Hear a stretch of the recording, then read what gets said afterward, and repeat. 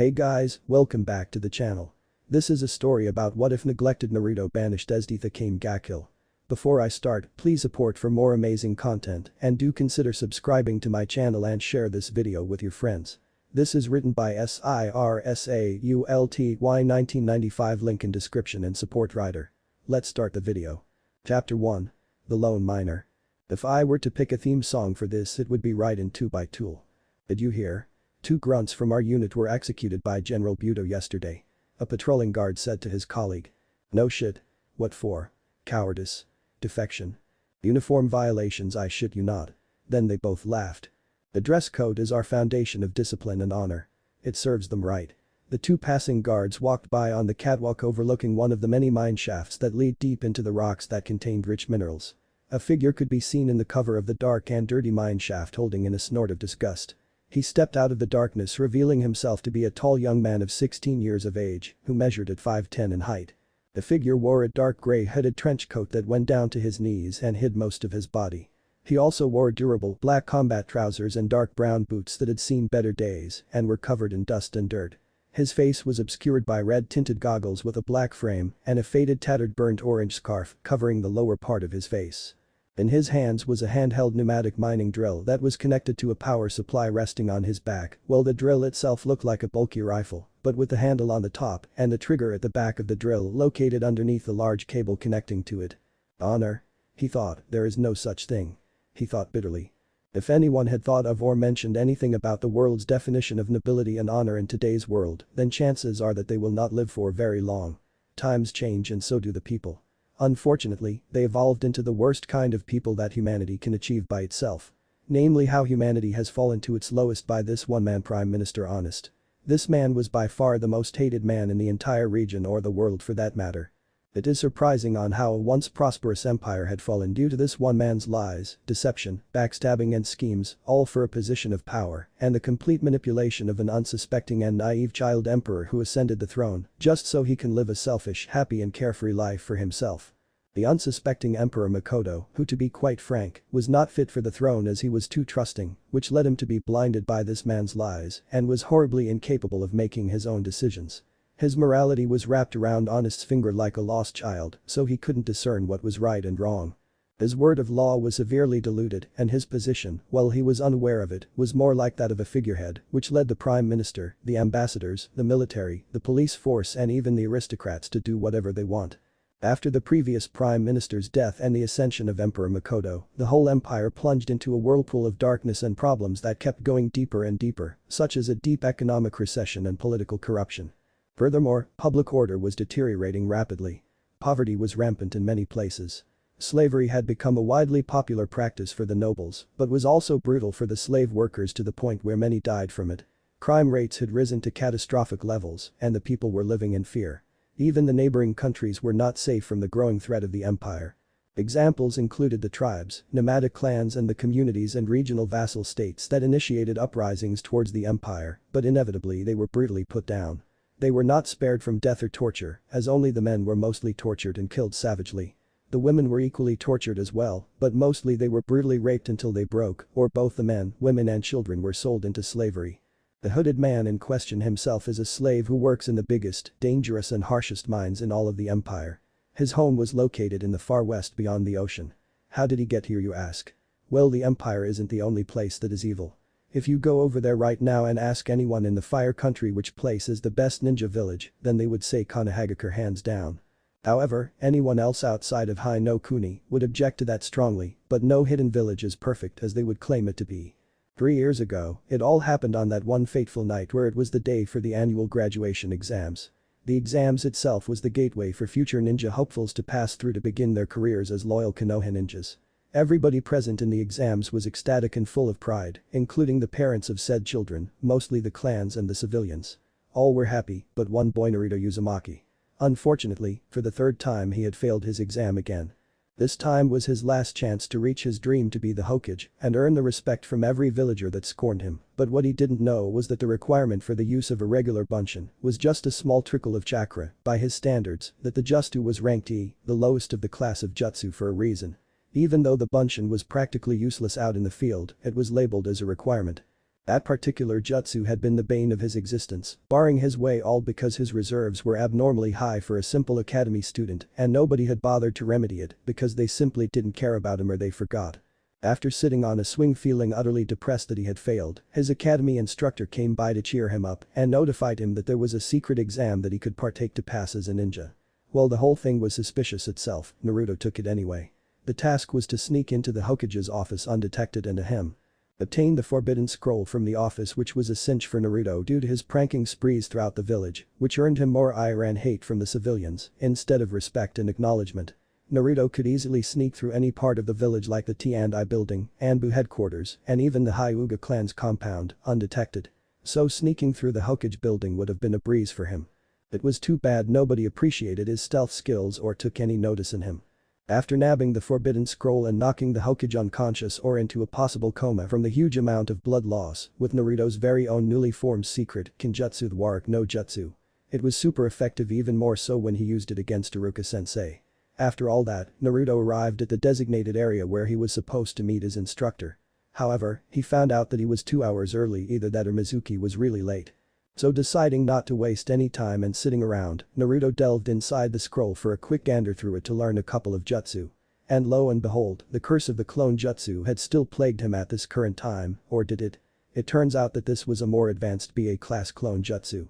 This may have been the answer to all of his problems, and what was even better was that there was also info explaining the uses of shadow clones.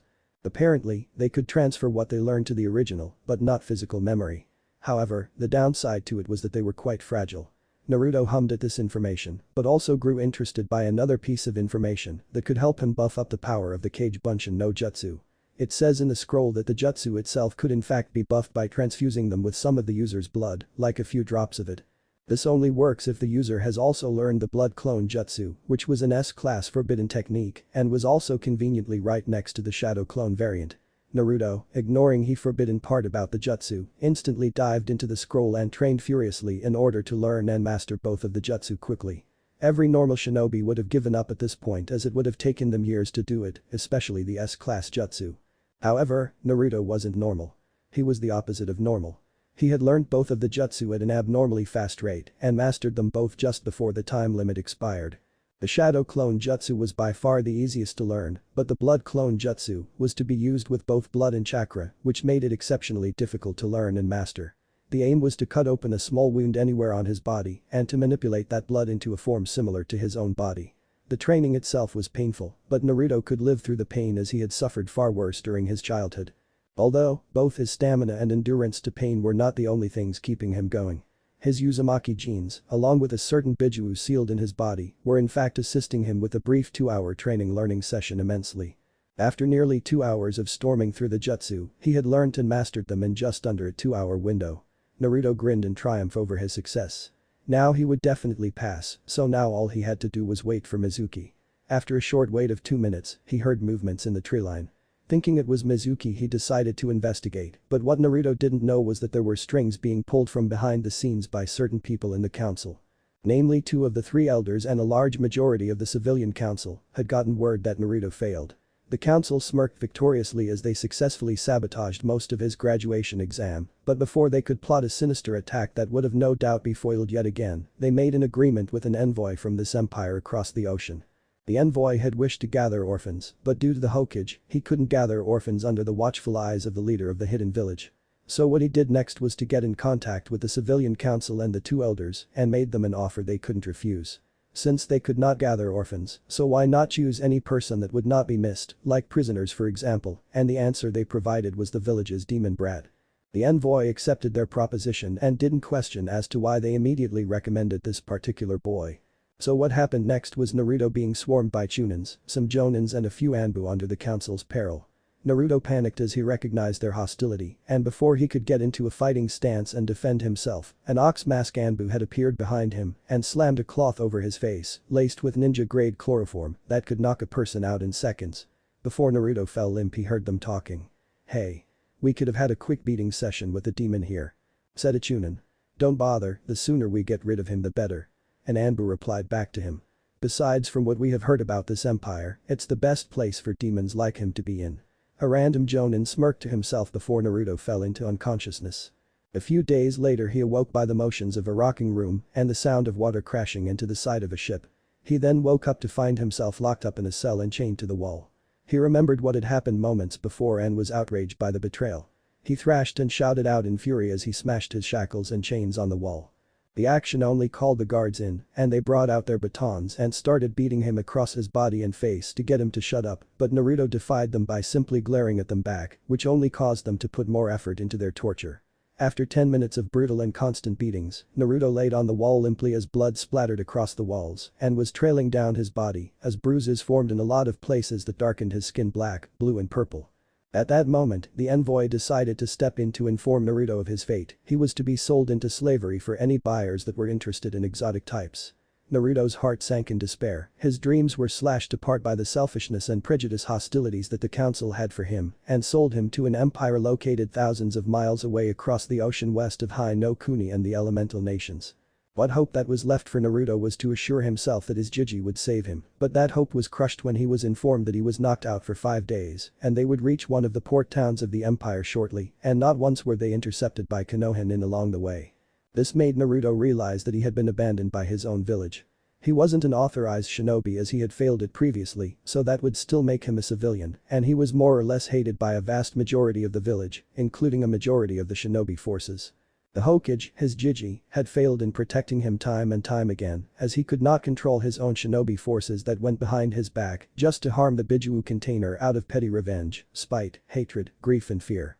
This was the final straw when he declared that he would not forgive them, not this time or ever. Now he was miles away from home, and his chakra was suppressed due to a collar lock tied around his neck that had seals inscribed on them to negate his chakra provided by the council. Over the past 5 years, he gained some understanding of the basic knowledge of what the empire was after he had been tossed around from master to master. By far the worst of the lot was a family of aristocrats that secretly got their rocks off by torturing country bumpkins or, in his case, foreigners like himself. He was given to this girl named Arya who was perhaps a year younger than him. The girl appeared very pretty on the outside just from that smile of hers and the cute frilly white and blue dress she wore. However, during those 5 years, Naruto discovered that he could sense what was underneath her surface thanks to a certain fox, we'll get to that later. He knew that it was all a ruse. They introduced themselves as a kind and generous noble family, and they gave him food and a nice warm bed to sleep in. That all immediately changed the following night when the guard stormed into his room and dragged him off to a shed located in the back. There he found a horrific sight of all of the victims that suffered from the deception of a seemingly kind and honest family. Arya by far disturbed him the most as he could not fathom how a sweet 12-year-old child had the look of a sadistic psychopath, and that cruel and twisted smile of hers was the most hideous smile he had ever seen on a girl. They described these torture sessions as evening hobbies that they reveled in so much. They first used numerous torture devices to break his skin apart, then his muscles and then bones.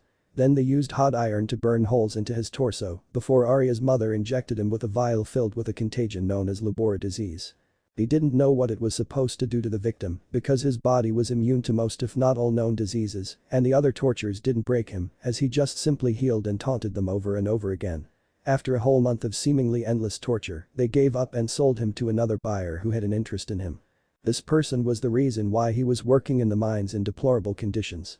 In addition to being really dusty, the mines were also cold, unstable in various places, and the guards were brutal to any slackers. The person who bought him was the head chief governess of the mine.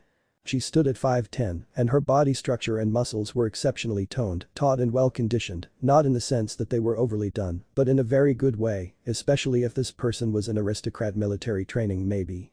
She had swept back platinum blonde hair with double bangs that reached her left and right eyebrows that complemented her amber-colored eyes. She often wore a respirator when she traveled down the mine for inspection and a leather coat that contained a large set of DTs inside and skin-tight leather pants with black combat boots and black fingerless gloves. On her side fastened to a holster was her signature weapon, or as it was famously known throughout this land, a tigu. Her weapon consisted of a grey metallic whip with thorns covering the majority of it. Some say that each tigu grants a special ability to the user. Naruto's thoughts were interrupted by an unfortunate soul screaming in blood-curdling agony from somewhere down the tunnel above the catwalk, located at the primary lift, as he heard the infamous sound of her whip lashing against some poor bastard's exposed back. Apparently the whip has the ability to intensify pain by multiplying the damage being received from the victim by x2, x4 or up to x10. Most couldn't handle the x2 pain intensity, and some rarely reached the third intensity. Only Naruto exceeded the expectations of withstanding the thorn-covered whip Belmont up to the 8th intensifier and now coming up to the 9th. It didn't take long for the screams to die out as the whip claimed her latest victim. Ara. Another one died again. Sigh. How disappointing, they're so weak. She groaned in frustration. Ma'am, what shall we do with the body? One guard asked. Dump him into one of the pits along with the rest. She flippantly answered as she was disappointed by this man's weakness and dying too soon to satisfy her. The guards lifted the body up and walked straight over to a hole that was right next to Naruto and then dumped the body into the hole as it plunged into the deep dark abyss, crashing against the walls, and then a loud squelching thud was heard. This type of thing was normal around the mines. If any miners were to die through an accident or killed from disciplinary punishment from the guards, they would pick a hole that was disused or disbanded and dump all of the bodies in that hole like a massive unmarked burial grave. If the smell got too bad, then they will either burn them or bury them under rubble after they blast it with dynamite. Naruto knew that person as well. He warned him that he could not keep on bailing him out those other times because he was weak and exhausted from the continuous labor. So he slacked off most of the time, and unfortunately for him, he was caught doing it by her no less. No matter how hard this line of work was, her ironclad rules stated that there was no slacking allowed on the job, or you will be disciplined harshly and brutally. Since he first started in the mines, he did cause some trouble for the guards, which in return got him a severe beating, but that was nothing compared to the beatings he usually received by Konoha's angry drunken mobs that never held back, but neither did they. The Heiyo Neru Kun sang a muffled yet sweet and lovely sounding voice that noticeably brightened up after the same person who brutally killed a mining slave from her deadly whip. Naruto looked up upon the catwalk above him and saw the governess of the mine. The Heiyo to you too, Karasu-chan. Naruto replied back kindly with nod and a friendly wave back with no sense of hesitance or fear. The particular friendly action disgruntled the nearby miners. It was well known in the mines that Naruto was Karasu's favorite slave or toy in her words. Lady Karasu was a grade A+, bordering S-class, sadist and masochist, just behind the number 1 sadist and Imperial General Esdeath. Despite the fact that Esdeath loved torturing the weak like pathetic bugs under her boot, Karasu was the opposite. Karasu loved torturing victims that can endure through even the worst amounts of pain, because her victim's pain is like an aphrodisiac to her that is intoxicating, no matter how much she does it to other victims. If the victims who are weak will die or pass out too quickly from the pain because their hearts and minds can't take it, she becomes incredibly frustrated and starts to take it out on even more victims until she is satisfied, which unfortunately meant everyone in the mine. Most of the slaves were very weak due to the living conditions of the mine, and a large majority of the miners were cowards. Noticing that she could inadvertently slaughter the whole population of miners due to her sexual sadistic tension withdrawal, Naruto willingly sacrificed himself for the miners' sake so they wouldn't face her sadistic wrath, at least not as much. The torture sessions he had with her would be something like love at first sight for Karasu. No matter how hard she struck him or how much power she put into her whips, Naruto always stood his ground defying her, and he always held back his shouts and screams of pain whenever she turns the pain intensity up. Despite the fact that he could heal his wounds, that special ability in fact excited her more and made her more eager to experiment. This all happened when he was 14 and she was 17 to 18, mind you, now she is 20. She tried all manner of torture on him, but Naruto had quickly gotten used to the pain and shrugged it off. The tenacity and endurance only added more to the reasons why Karasu was beginning to fall for him, but she couldn't release him as Naruto was one of the best miners in the mine and he was a slave, according to General Budo, her supreme commander, who was the likeliest person to be against it. Karasu's military rank is lieutenant colonel, so with her position she could make his life easier in the mines. Naruto was no fool as he had been forced to wake up to reality, knew that she harbored feelings for him, odd feelings, but nonetheless they were true honest feelings of love in its own twisted way. He knew that it would really piss off the miners. They would probably accuse him of blatant favoritism, but sometimes Naruto would have to accept opportunities presented by the devil from time to time. He was no saint, nor was he truly evil as he grew up in a village of killers, so he was no stranger to evil. He started off when he was 14 with just a plain cotton t-shirt and ragged brown trousers, and if you were lucky you could get yourself shoes that had seen better days. The only equipment he had was a duffel bag with a leather shoulder strap, a steel pickaxe, a sledgehammer, and an oil lantern with torches provided. As the years went by, her affection for Naruto grew, as did the amount of gifts she brought him. She had been really generous only to him as she provided him with the appropriate mining equipment and even the latest tech for mining. He even got permission to mine his own personal tunnel that no one was allowed in. He had been given the clothing and accessories such as the goggles and the gloves he was wearing now, as well as the mining drill he held in his hands.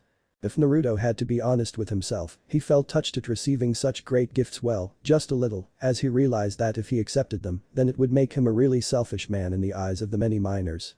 He had no choice anyway, they did not know her like he did, and she may very well just kill him for rejecting her, as he refused to test that, because he reckoned that she might just do that if he did, as he knew that there was more to that whip than just mere pain. "So how's your day been?" she said in her melodic tone through her respirator, and she leaned over the railing, resting her arms and voluptuous chest on the railing. "Not too bad actually, I found another large patch of rare rich alchem ore and rich iron ore in my hole recently. I was just heading my way over to the exchange point." Karasu I smiled in joy. "An excellent job as always, Naru-kun." Before she could say anything else, a resentful minor chose this unfortunate time to barge into Naruto rudely, while making it seem like an accident, but the intent was clear to him, as he could see it in his eyes. Unfortunately for him, he was unaware of how deep he was in the shitter. The next thing he knew was bang. And his blood and bits of his brain splattered over the floor as he crashed down on the floor in a lifeless heap. Did he not realize that she was clearly watching above us on the catwalk, or has the overwork in these mines made him delirious? Naruto angrily thought about the man. "Anyone who dares to touch or hurt my Naru-kun shall die by my hands. Only I get to do that," Karasu stated coldly, to which the nearby miners shivered at the tone in fear, and the guards flinched from their spots as they had done a few brutal beatings on Naruto, as they could feel her deathly killing intent and were feeling a bit disturbed by the feeling. Naruto looked back up from the dead body lying by his feet and looked back at Karasu. She was brutal as always when it comes to him. He was treading on thin ice enough as it is with his relationship with Karasu and the slaves. Nobody trusted him after what he did, despite what he was doing for them. "Clean up," she shouted for the nearby guards to drag the body away and for them to dump him into the pit. Then she looked back down and looked apologetic. "I'm so sorry you had to see that, it is very dangerous in these mines, and it sort of has me on edge." Dangerous? He wondered what this was all about. The mine was always a danger hazard. She must mean something else. He thought. "Oh yes. If I were you, I wouldn't trust anyone, especially down here. Rumors say that those Revolutionary Army scumfucks have infiltrated my mine." "My mine," she said tensely as she clenched her fist on the railing, causing it to dent, bend and groan before calming down. "But it's best not to talk here. If anything, I shall find you and we can have dinner tonight," she said happily with a joyous eye smile, and Naruto could swear that he could see love hearts hovering above her head. "Interesting, it seems that things are getting more heated out there, but I'd rather not get involved. Not until I get stronger myself and get rid of this seal." He scowled at the thought of that cursed seal that locked up his chakra for years, and he still could not find a way to get rid of it. Sure, he may have enhanced strength from the chakra, which was what benefited him down in the mines, but it would be suicidal if he were to escape on his own without any sort of plan or anything to defend himself with. Deciding to think on it later, he decided to accept the invitation because he could certainly use more information to learn more about these revolutionaries. Sure, why not? Just have to deliver my load of minerals and even some gems to the exchange point, and then I have to do my next shift down on floor 13. "So, shall I see you at 9 tonight?" He nodded to her, accepting her invitation. Karasu clapped her hands together in excitement. "Oh, that would do just fine. I trust that you won't be long, and neither shall I. Meet me at my quarters tonight, the guard shall let you in," she said excitedly before turning on her heel and skipped down the catwalk while humming a happy tune to herself behind the respirator, which made it sound more disturbing to nearby miners. Naruto shook his head at her antics. She's a sweet woman once you get to know the non-lethal aspects about her. Deciding not to waste any more time, he walked over the trail of blood from the previous slave that was now being dragged towards the pit. A few minutes later he reached the exchange point located on the ground floor in the main entrance hall. This was where the miners can drop off their loads of rich minerals, ores or gems that they have discovered in the mines. In exchange, they could use a form of currency which is like credits on pieces of paper that they could use to either buy food, equipment, apparels or accessories. This method was actually an idea of Naruto's that he suggested that they could use to motivate the miners instead of beating them to work. If they were not getting anything out of it, then they would be unmotivated to actually work instead of giving a sort of reward to make them feel like they accomplished something. Needless to say, it has worked, but occasionally it did bring in some problems such as theft, brawls over their money, killing for their money, or dumping the responsibility on someone else to do the work for them and then claim credit for it. Naruto sighed at their actions over this. There was no sense of unity between the miners as they were mostly acting out of desperation. Once he arrived at the stall for the exchange point, he was greeted by the inspector. This man's job was to inspect with great detail on the value, quantity and quality of the items found in the mines. There were also bonuses if they managed to find items in the mines like ancient relics or artifacts of any sort. So far Naruto had managed to discover several items, most of which included treasure chests and ancient relics that raised many questions and piqued many researchers' interests, as one of them was cursed and killed all of the miners and guards that were nearby before Naruto snapped the head off a voodoo doll and broke the curse completely. Each and every item found in the mines can make a person exceptionally rich, but it could also make them a target. Many have tried in desperate attempts to rob him of his hard-earned money. Most of them were weak miners that were either too lazy to work or were incapable, and would often lead them to receive severe punishments from the guards, which could lead to their deaths. To everyone in the mine, the credit system was their lifeline. If they ran out of credits in the mine, they will die unless they retrieve a fresh batch of ore from the mines. If their tools break and they have no credits or spares, then they will die unless someone is willing to help them. Not to mention that there were also plenty of hazardous places within the mines. The supports were sometimes loose and could cause a tunnel to cave in if something were to accidentally knock into them and bring the whole ceiling down on their heads. Therefore TNT was used with extreme caution and careful supervision, as plenty of inexperienced miners have died due to igniting the gunpowder supply by either dropping a torch onto it or an unstable lantern ignited the black powder. There were also highly flammable and explosive gases down in the mines that leaked through the cracks in the wall. Not to mention that there were sometimes danger beasts burrowed deep inside the tunnel networks that the miners could risk disturbing. If they were to disturb these danger beasts, then the guards or the governess will have to be called in to clear out the caverns or simply blast and block off the mine shafts that prevent the beasts or the miners any entry or exit out of the mines. After waiting in line for the queue to dwindle down and to hear the man call out his name or for the next person to come to the counter to drop off their delivery of ore, gems or any miscellaneous items found in the mines. He approached the counter and placed his duffel bag on top of it and opened it up to reveal the contents of the bag. The inspector widened his eyes at the amount of rich ores that were in there, as well as the variety of other things. The mines were famous for their richness, as well as the variety of the many ores and gems that resided in them. Well, it seems you've had another successful run in the mines yet again, Uzumaki. Now let's see here. Yep, you have plenty of iron ore which you are lucky to get as they are in high demand, as well as orichalcum ore, some copper ore, and what's this? Gold, diamond and silver ore. You've broken yet another record, Uzumaki. Your luck simply baffles me. He smiled as he pulled away his loupe away from his eye. In case if you were wondering what a loupe is, it is that tool used by gemologists to inspect certain gems like a mini scope or magnifying glass, and took out wads of paper credits from underneath the counter and slammed it on top of it. The total stacked up to 450,000 worth of credits. I'm not brilliant at math. I have looked the worth of gems up and it is quite complicated as there are many things to consider about the worth of a gem. Onto the counter, and Naruto accepted it and flicked through each paper and nodded in satisfaction. He thanked the inspector and pocketed all of the credits into his interior coat pocket and he left the area feeling the many glares and grudges from several miners. At times he could hear them whispering in the shadows of the mines. They whispered words like traitor, you're not one of us, the devil's plaything, empire's favorite. All of that bullshit made him snort. Why does he still try to help them when all they do is blame him for their suffering? They love to hold grudges and they know how to wear it proudly like a crown. If anyone were to have the privilege to hold grudges against others, it would no doubt be the slaves. It was only a matter of time before they lash out against their masters. But what would they do to me? Naruto thought. Now that he thought of what Karasu mentioned, there were some disturbances in the mines. Guards were disappearing in the tunnels and all of a sudden the miners looked more determined about something. As soon as he thought about what could be the reason, he soon turned the corner and found the mess hall for all the slaves. It was there where he found his answer. Using his enhanced senses that he had been born with, he learned that the miners had their own leader, Kaname Shinsui. This man was the same age as Naruto and he arrived about a month ago. Naruto did not know much about him, but he knew something about him rubbed him the wrong way. He was eerily similar to his past self that he used to act like. This guy came in the mine with a great shining toothy smile like nothing ever bothered him. The guy never gave up, he encouraged others, helped others and even defended others. All of this, he did openly in front of others, while Naruto helped from the shadows, yet nobody knew, nor would they believe him if he told them.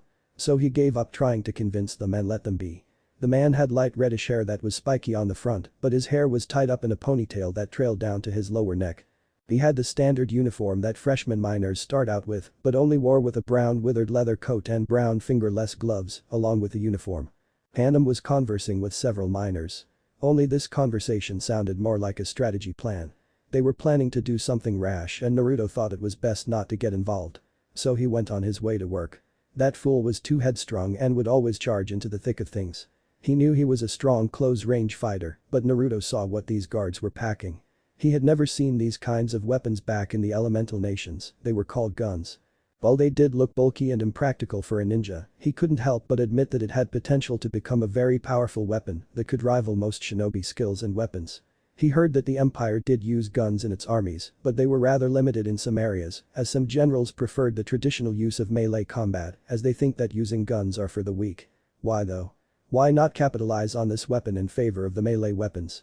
With enough guns you could simply siege a city in half the time it would usually take, and most battle formations would prove useless if they can't reach the soldiers firing at them behind defensive emplacements. The only way to counter guns is to be faster than the user who is firing at them.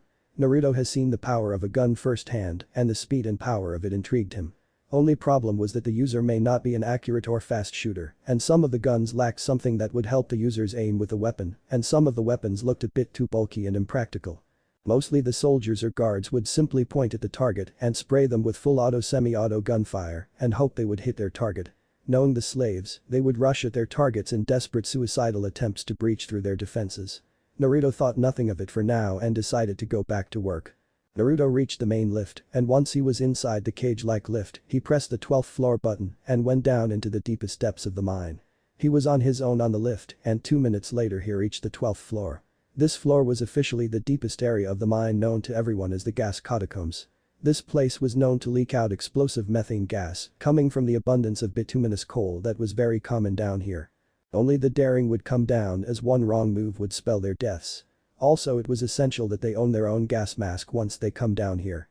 Once Naruto saw the sign, he reached up to his face and pulled away his face scarf and pulled up his respirator hidden underneath the scarf and attached it to his face and secured it in place so it wouldn't be loose. He attached his oxygen supply to his mask as he brought a spare oxygen tank. Once he was at the surface with a tank resting on his back right next to the power supply for his drill. He walked through the maze-like tunnels of the 12th floor. Along the way he would catch the occasional glare of working miners, and a couple of miners passed out due to oxygen failure from their masks and died, or they simply didn't keep an eye on their supply. It wasn't until he walked 57 steps into the mine that he felt a vibration of what seemed like a bomb blast. His eyes widened as he dived straight to the floor and covered his head. A few seconds later, a raging inferno of highly combustible gas was racing through the tunnels and incinerated everything in its path. The fire flew over Naruto's body as he managed to find a well-dug-in trench that covered him enough from the fiery blast to pass by. After a few brief seconds, the fire passed on as the area's methane gas had burned up in the blast. "There goes another one," Naruto mumbled to himself as he mentioned the amateur miners who were not too careful with what they were doing on the 12th floor. Luckily the apparels he had on protected him from the heat, as they were highly heat-resistant and very durable. Unfortunately, he couldn't say the same for the other miners. He saw that there was a young lad who was screaming in pain as his mask was melted into his face. Noticing the man's agony, Naruto attempted to move in to help the poor lad, but his friends already moved to help him and cut him off. Their glares told him that he was not welcome despite the thought of wanting to help. Naruto, catching the message, decided that he overstayed his welcome and moved on before he could get into trouble with the miners or the guards that were already on their way, so he moved quickly to avoid their thrashing. He walked further into the tunnels of the 12th floor and soon reached a lone elevator with a sign in red saying level 13. Keep out. This elevator that led straight down to the unofficial deepest pit of the entire mine was Naruto's private mining spot. Originally the miners who used to work in floor 13 were all massacred after they dug too deep and discovered a nest of danger beasts that looked like beefed-up giant moles with sharp teeth and malicious claws. It was left alone until Karasu personally slaughtered the danger beasts and gave the whole floor to Naruto as a special gift. Since he had the 13th floor to himself, he set up a secondary home in the guards' quarters that was previously stationed down there. He had everything he needed down there, such as a living room, a bedroom, a kitchen, a storage unit and a workshop. The best thing was that no one was allowed down there, not even the guards. Karasu trusted him enough not to cause trouble, as she does occasionally come down to the 13th floor herself to have secret visits. Naruto took out his special key and inserted it into the keyhole in a panel on the left side of the lift and opened the panel to reveal a red button that Naruto soon pressed. The lift opened up to reveal an elevator that was more like a cage that can fit only 4 people. Naruto stepped inside before locking the panel so no one could use it and pressed the button 4 down on the inside elevator panel. The lift took 10 minutes to go all the way down, and the only company he had was a flickering light inside the elevator that made the ride more eerie than comforting. This was no trip to a fun place. It felt more like descending into the pits of hell as the screeches of the elevator echoed into the abyss. At last he reached the 13th floor and he opened the elevator gate to let himself off. Straight to his left was the guards' quarters and he headed inside. Once he entered, he flicked on the lights and the whole room lit up with an industrial-grade white light. He took off his boots to go straight to the kitchen and cooked himself a nice meal before heading back into the mines. He opened up his bag and picked out a package of what was, and still is his favorite food, ramen. Naruto sighed in content and opened up the delicious package and poured its contents into a boiling pot with water already poured in. 25 minutes later his meal was ready and he got a bowl out of one of the cupboards and placed it on a metal table and he sat down to eat his hot meal. "I did Akamasu," he mumbled out before he pulled down his respirator to eat in silence and by himself, with the white light being his only company. Sometimes he used moments like this to reflect back on his life, wondering if his Jiji was okay. Sure, he was still a bit resentful of him, but it wasn't entirely his fault as he could not trust his own shinobi forces to do their jobs and to know better. Then he thought back to the Ichirokas as they were the only civilians, except for a blacksmith and his adopted formerly orphaned daughter, that allowed him in his shop along with another orphan from the same orphanage. He still missed their ramen as it was the best ramen he would ever taste and would never get close enough to taste their flavor with his own cooking. Then there was the only non-corrupted and fair academy instructor, Iruka. Sure, he was hard on him most of the time, but he meant well. Then there was that strange guy with the most extreme fuzzy brows he had ever seen since he had known Rock Lee, and he was dressed in a full-body green jumpsuit with orange striped legwarmers. He was as cool as he was weird. He did help him with his taijutsu and physical conditioning as he was the best guy for the job in that department. By far he was the friendliest jonin he had ever met. Next there was the Takebetsu jonin, Anko Mitarashi. At first she sacred him, but once he got to know her she was generally a cool person to hang out with as they were both very similar in personalities and life. Not to mention that there were 3 Anbu that had always looked out for him when he was a child. Cat always remained close by, Dog was reassigned elsewhere, possibly left the Anbu, and Weasel he went quiet after the Uchiha massacre and hadn't heard from him since. And Mikoto still hadn't woken up yet. After finishing a satisfactory meal of ramen, he gave out a satisfied sigh and cleaned up after himself. Well, time to go to work. He reattached his respirator to the lower part of his face and placed the goggles on and turned on his flashlight that was attached to his coat where his right pectoral muscle was and headed out of the quarters and into the mines. After several minutes of walking he reached the end of the tunnel he was currently working on as he spotted that this area was rich with a variety of minerals and on occasion, gems were also available down here. He looked at the walls to inspect a good spot to start drilling. He found a spot after rubbing dust off the wall's surface and found a shiny surface that looked promising. Nodding to himself, he started up his drill and began to chip away at the resource that would supply his income as well as the Empire's. But before that he plugged in some earphones that Karasu recommended he try. She gave him a portable music player device that stored thousands of music songs on it. They never had anything of the sort back in the elemental nations, were we really that far behind in terms of technology? He thought to himself. After plugging in his headphones that would block out any sound from the outside so it wouldn't interfere with the song playing. After selecting a random song that oddly enough fitted the atmosphere of his job, he set out to work. Ramstein saw in the music video. His job was especially hard as no one would willingly work with him. This caused him problems in the past, hence he would be called many things, but the one name that wasn't an insult to him was the lone miner and it suited him just fine.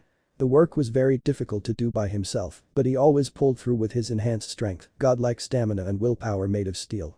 The drill pounded away at the walls of the mine as dust flew everywhere and steam venting out of the drill. Naruto felt the power of the recoil in his arms as they were tensing up to control the drill and keep it on its mark. Just as the song was about to end, the drill punched through the wall and pieces of the wall crumbled as if it were hollow. Naruto turned off the drill and his music as he stared into the hole and began to inspect it. He pulled out a powerful flashlight out of one of his many pockets and shone it through the hole. He found that the hollow wall actually led to a room. Naruto, being the curious person that he was, decided that he should head back and fetch a sledgehammer, but changed his mind as he was no weakling. All it needed was a good strong kick. Boom, the whole wall collapsed as Naruto's augmented kick easily overpowered the hollow wall. Luckily the chakra nullifying seal did nothing to his strength, so he was fine with the physical labor. He brought his black metallic flashlight out again and shone it into the now open and dusty room. Naruto noticed that this room looked incredibly ancient, like 1,000 years old or such. Ancient texts littered the wall, but were mostly faded so he could not read most of them. However, it was the center of the room that caught his interest. In the center of the room stood a chest-high pedestal that housed an old wooden box. Naruto approached the pedestal and carefully picked up the box to see if it would trigger any traps. After shifting the box and then lifting it up slightly, it didn't trigger anything so far. Did the traps wither away due to old age? Or were they so confident that it would never be found? Naruto shrugged to himself and decided to open the box. What was inside was something that looked practically brand new, but the thing looked far older and had an aura of power shrouding it. What was inside was an amulet.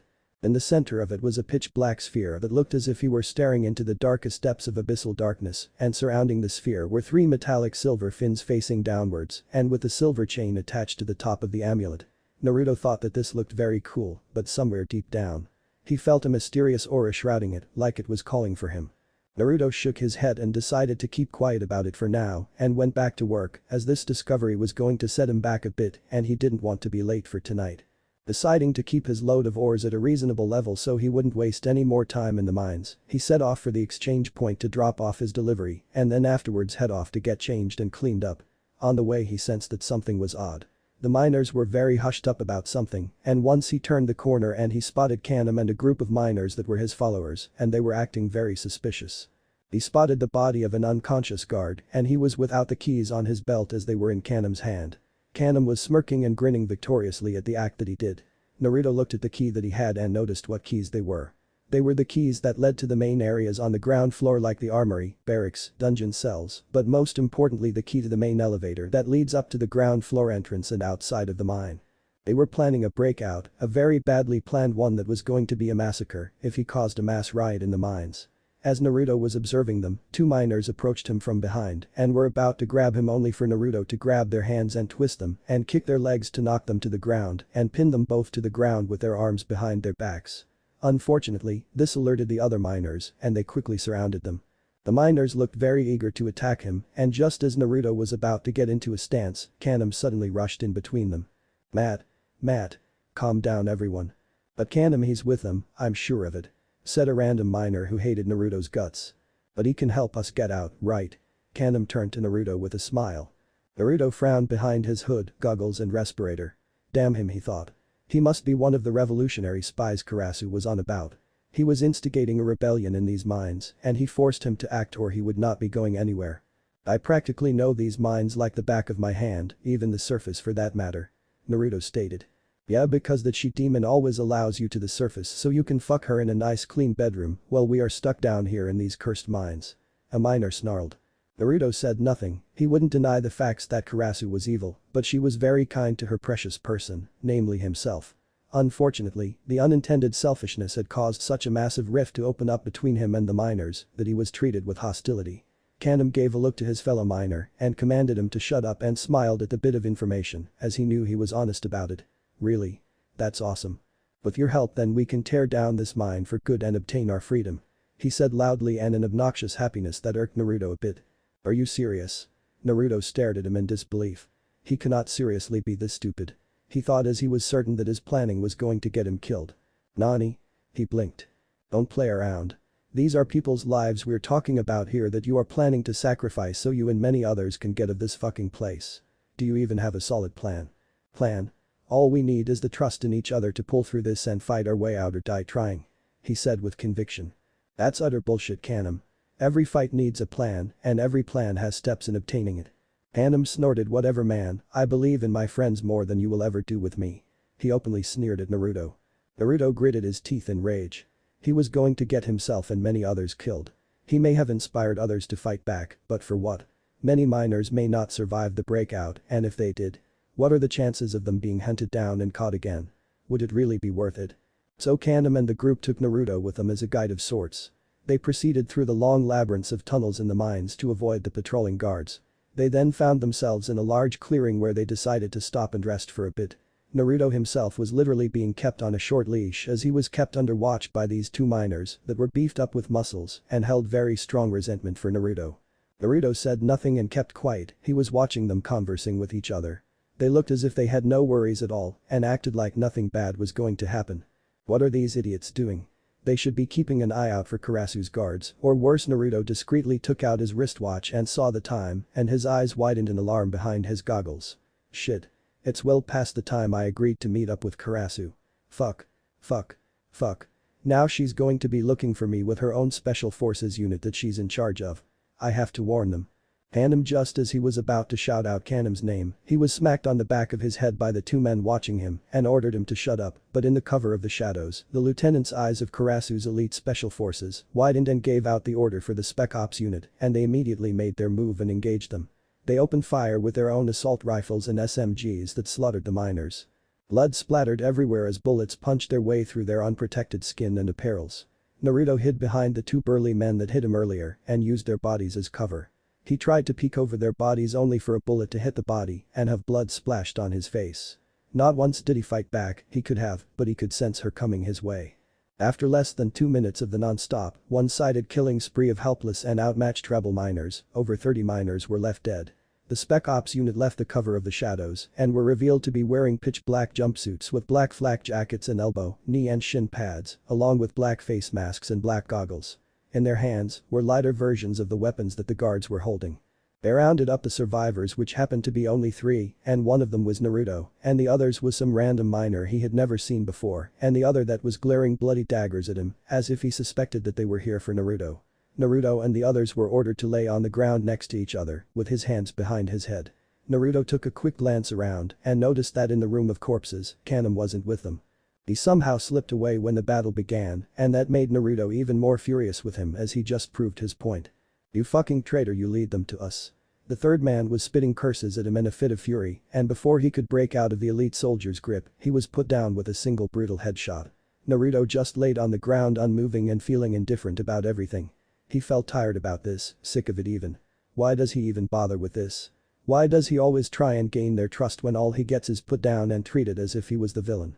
Before anything could get worse, Karasu arrived on the scene to bear witness to the aftermath of the slaughter, and she didn't look pleased at all. She groaned in the palm of her hands and clicked her tongue in annoyance and approached the one in charge of the whole assault. "I distinctly remember saying stop the slaves. Yes. Not shoot the slaves. I'm very particular with my words. Stop. Shoot. Stop. Shoot. Do those words sound the same?" She said in an ice-cold tone as she pressed her fingers together as she spoke to a very nervous commander who was visibly sweating. But it got out of control. He tried to reason with her. "I'm sorry, I didn't hear you. What did you say?" She placed a strong gripping hand on his shoulders as she went closer to his face. It got out of control. His voice croaked loudly as her aura was spiking and she was oozing her kai out. "It got out of control," she nodded, but her tone was laced with increasing anger.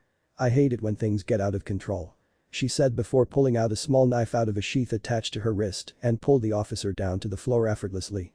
As he was slammed to the ground and Karasu began to straddle him, she then proceeded to stab him repeatedly in the face and his neck. "You had one fucking job and you couldn't fucking do that," she grunted out with each stab. As she finished, she exhaled out in frustration and she spotted something that she wasn't pleased with. "And you've gotten your blood on my favorite shoes. I was saving that for my date with Naruto tonight." She gritted her teeth, but as soon as she mentioned his name she spotted him in the corner of her eye and sighed in relief that he was unharmed. "Oh. At least there is a silver lining. You didn't completely fuck it up," she said in relief towards the now dead commander. Karasu approached Naruto and helped him up onto his feet and brushed the dust off his shoulders. "I recognize those goggles and that scarf anywhere," she said humorlessly as she hugged Naruto closely to her chest. "I am so sorry that you had to go through all of that. Truth is, I was very worried about you after you didn't turn up and I heard about reports that some of these slaves were not present at their posts." Naruto awkwardly hugged back as many of the soldiers were watching them. "I'm fine, Kara-chan. I was just dragged along with them as I bumped into them by mistake as they realized that they could use me."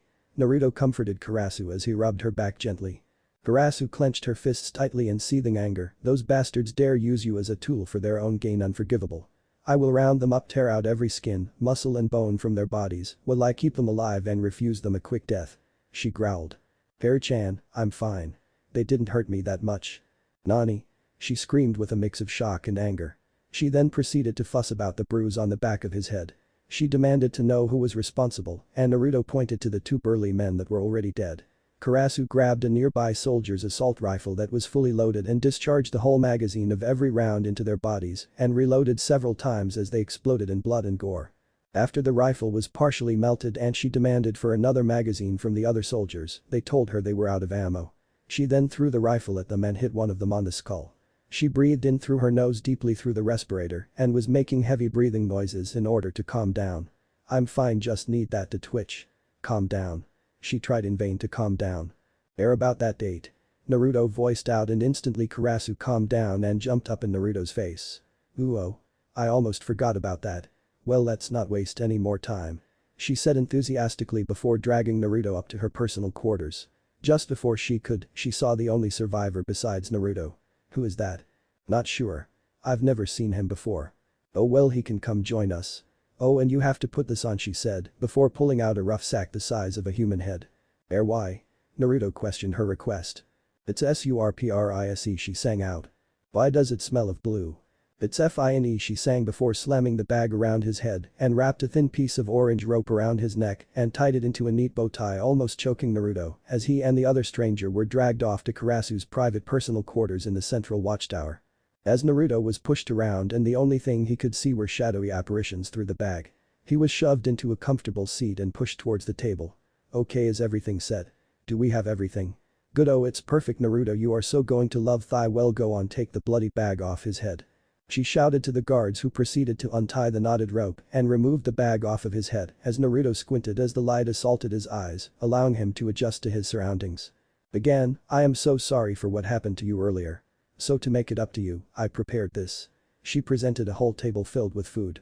A feast of all the delicious savory food he could ever wish for, even ramen was on the table, which he inwardly thanked the gods for as it looked even more delicious than his homemade variant and looked just as tasty as a chirikus. Naruto reached over to grab the ramen and dove straight into it and immediately he moaned in delight. Karasu smiled joyously at the display of his fujasm. I'm glad you like it. I made the dish myself, she said, only to have Naruto cough in surprise. She was really trying to wriggle her way into his heart and this attempt had made him rather vulnerable. Karasu giggled at the face he was making. Well, I suppose introductions are in order. You already know who I am, Lieutenant Colonel Karasu, and I am the governess of this mining town of Mount Khan in the northeastern region of the empire. On your left is the captain of the guards, Nicholas. She points to a man in his late 30s who nodded towards Naruto. His face was mostly blank, but he gave Naruto a cold eye of scrutiny. He was wearing his captain's winter coat that consisted of a dark gray military coat with a white fur-trimmed collar. His features were a military buzz cut and scars were littered across his head and face, which was covered with 5 o'clock shadow and dark brown eyes. And on to your right, who is this? She narrowed her eyes at this man who was mostly silent and had a blank look on his face. But then he gave the fakest smile he had ever seen that displayed barely any emotion. My name is K, ma'am, he said, almost as if he was trying to be not deterred by the aura, but it wasn't working so much as his brow was moist with sweat. Naruto had never seen him before, but he was getting a bad vibe from him. Karasu ignored him for the time being and decided to talk about something else. Now, Naruto-kun. I suppose you would be wondering why we were after those people. Naruto vaguely shook his head, only that I know that there is a major conflict between the empire and these revolutionaries. What has happened to make them revolt? To tell you the truth, it's politicians and a major power grab. Bleh. Disgusting things they are. Nothing but fat, greedy and selfish people, and always pointing their fingers for us soldiers of where to go fight. Careful, Karasu, Captain Nicholas warned her, but she waved the warning off. Yes, I know, they can't do much to me anyway. I have more power than them at the moment and I hold one of the things that is lining their pockets in my hands. If they decided to cross me, then I could always take it away from them. Her eyes gleamed. They could always send someone to take you out. Nicholas countered. Who? She asked curiously. General Esdeath for one. Heh. She snorted humorlessly. She and I go way back during our time in the military academy. She doesn't care about the opinions of those who she considers far weaker than her. She only listens to the Prime Minister and the Emperor, who in turn is being controlled by Prime Minister Honest, which is a shame because he is also a very weak-willed boy who is in possession of one of the strongest Tigas. Wouldn't that Tigu that Honest has technically make him the strongest? Who? Honest? Don't make me laugh. It's true he could technically defeat Esdeath with that particular Tigu, but come on, Esdeath would annihilate him before he gets the chance to, even without her Tigu. She scoffed. Naruto was getting more curious about these Tigas and decided to ask. What are these Tigas? He asked her. Karasu raised a questioning brow. You never took an interest in the Empire's common knowledge since you arrived here, Naruto-kun. What brought this on? Just curiosity. I know a vague amount about these weapons, but I don't know how to identify one. Well, I'll tell you. Tigas were in fact created many years ago by the Empire's first emperor. The first was a very proud man and very fond of his empire, but he knew he couldn't rule it forever as he would eventually kick the bucket soon enough. He feared that as soon as he was gone, that his empire would soon fall by either one of his incompetent descendants or anyone that dared to usurp the throne. So he ordered for the best minds in the empire to gather certain materials from the most renowned danger beasts and resources that were incredibly rare to find or acquire. As soon as they were gathered, they were to construct numerous weapons. 48 of them to be exact. Unfortunately, half of them were lost due to a civil war 5 centuries ago, several of them were destroyed. Even some of the Tegus are in the hands of the Revolutionary Army, but we hold the most dangerous ones. Tegus can look like anything, they could be sentient biological creatures or even people, normal-looking melee weapons or guns or even equipment like armor. There are even some cases that Tegus can look like simple jewelry. If you obtain one of these items and if it accepts you as its wielder, then you could potentially hold a tremendous power, as every Tegu holds a special ability or several like my whip Tegu Belmont Karasu explained to Naruto, and she patted her beloved whip. Naruto's eyes widened at this possibility. Could it be? He thought about the amulet he found earlier that was now hidden underneath his scarf. What kind of power do they have? The pale brown-haired man asked all of a sudden. Thwack. His response was a rifle butt to the head, courtesy of a guard standing by his chair who hit him due to Karasu, giving out a nod to the guard that mentally translated to hit him. I never said you could speak. I don't even know who you are, and apparently you're not registered here. I'm not like most ignorant nobles to ignore simple slaves, as some of them may have something to hide. She said dangerously to this K, who remained quiet but gave a cold silent stare as he was inwardly wincing at the swelling bruise on the back of his head. Naruto didn't really need to know about the capabilities of a Tegu, as he had heard some of the stories through rumors. All he needed to know was how to identify one so he could confirm his suspicions of the amulet, but for this stranger to suddenly ask that question with no fear has certainly raised his suspicions. This man did not look like he was from around here, and his accent, despite his monotonous tone of voice, was still recognizable. For some reason Naruto's breathing hitched as he was coming towards a revelation of a probability he did not want to face ever again. Karasu noticed this and frowned, this stranger was making him uncomfortable. Naru-kun. Is something the matter? Naruto shook his head. Nothing, he murmured. I don't think it is nothing, Naru-kun. You feel threatened by this man for some reason. She explained his discomfort and she felt rather protective when he was agitated. Naruto flinched as she saw right through him. No, I believe it's where he came from and who sent him is what made you so afraid. She said as she stood up and walked calmly around the table until she was behind K, who was sweating nervously, but only a slight drop was visible as he could feel the torrent of rising killing intent. And I can take a guess as to who they might be, she said slowly but dangerously as she unsheathed a small knife from her sleeve and with lightning-like reflexes plunged it into his back right into the bone of his shoulder. The young man screamed in agony as she twisted the blade in his shoulder and pressed him hard down on the table, scattering many dishes apart from the impact. Karasu reached into a hidden inside pocket and took out a recognizable headband and a blank Anbu face mask. Konoha. She growled. Naruto's eyes widened in shock and his heart was hammering inside his chest. No. No. No. What the fuck are they doing here? You bloody shinobi ruin everything, like the dinner that I have worked so hard to prepare for my Naru-kun. You're no better than the Revolutionary Army that likewise ruin everyone's day. Didn't you know that it is rude to write messages at the dinner table?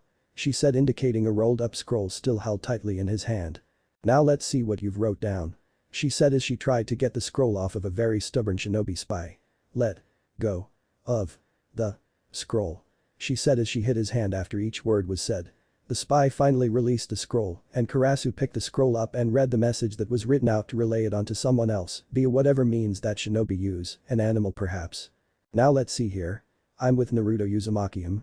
Strange, it was written over 3 characters that says dem and then was scribbled out. Well, whatever that means, it doesn't matter, but this one will make you laugh. She read the scroll out loud for everyone to hear. She turned the mini messaging scroll around to display what it had said, and surprisingly, it was something you would not expect from a trained shinobi or an Anbu of Konoha, especially if they came from Root. Help. She snorted out, clearly amused. What kind of shinobi are you to write for help? That's not how you do it, you cry for help. So come on, up you go. You are going to cry for help. If you are going to do something, you've got to do it right. She said while lifting the spy up with the knife still stabbed into his back and dragged him over to the balcony that led outside to a breathtaking view of the mountains. Now, here we go. Cry for help. She indicated him to do so as she held out her hand. The spy remained silent. The poor lad that looked about nearly Naruto's age or a few years older looked as if he was going to break any second now from the pressure. Did the shinobi standards really drop that low since he was gone? Surely the Sandaime or whoever was the new Hokage was serious on selecting him for this mission. The spy remained silent but only served to aggravate Karasu as she wriggled the knife around in his wound, roughly cry for help. She insisted of him. Help, he whimpered out. No, no, no, that's pathetic. Come on, you can do better than that. Cry for help. Help. He said out louder. Say it like you mean it, like your life is in danger. Help. Help. For your dying friend. She screamed at him. Help. Help. They both yelled out simultaneously before Karasu shut him up by placing her index finger on his lips as the shouts echoed across the mountain. SHH, SHH, SHH. Now we listen nothing. I'm afraid Konoha and your friends aren't coming for you. You were nothing but a throwaway tool for their schemes. Said indifferently to him as it had left a shell-shocked Rutanin standing silently over the balcony. The shinobi, or if you could call him that, was now staring out into the mountains, crying tears of despair at the thought that he was abandoned by his own village. He had chosen the wrong job, or his superiors chose the wrong man for the job.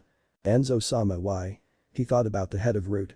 He didn't respond to anything, even as he was being dragged away by the guards. Take him and find out what he knows. Karasu pointed to him before removing the knife from his back. Once she removed the knife, the man winced in pain as he tried to clutch his wound. The guards then rounded on him and slammed a fist into his abdomen and dragged him along by his shoulders as he was forced down onto the floor. Oh, how terrific, isn't it? Your old home comes to visit and already makes a mess out of things. Now, please, stay here. Enjoy the ramen. Don't move. I'll be right back. As she pointed out the door and left the room in a mild hurry along with Nicholas. Outside he could briefly hear her say. Double no.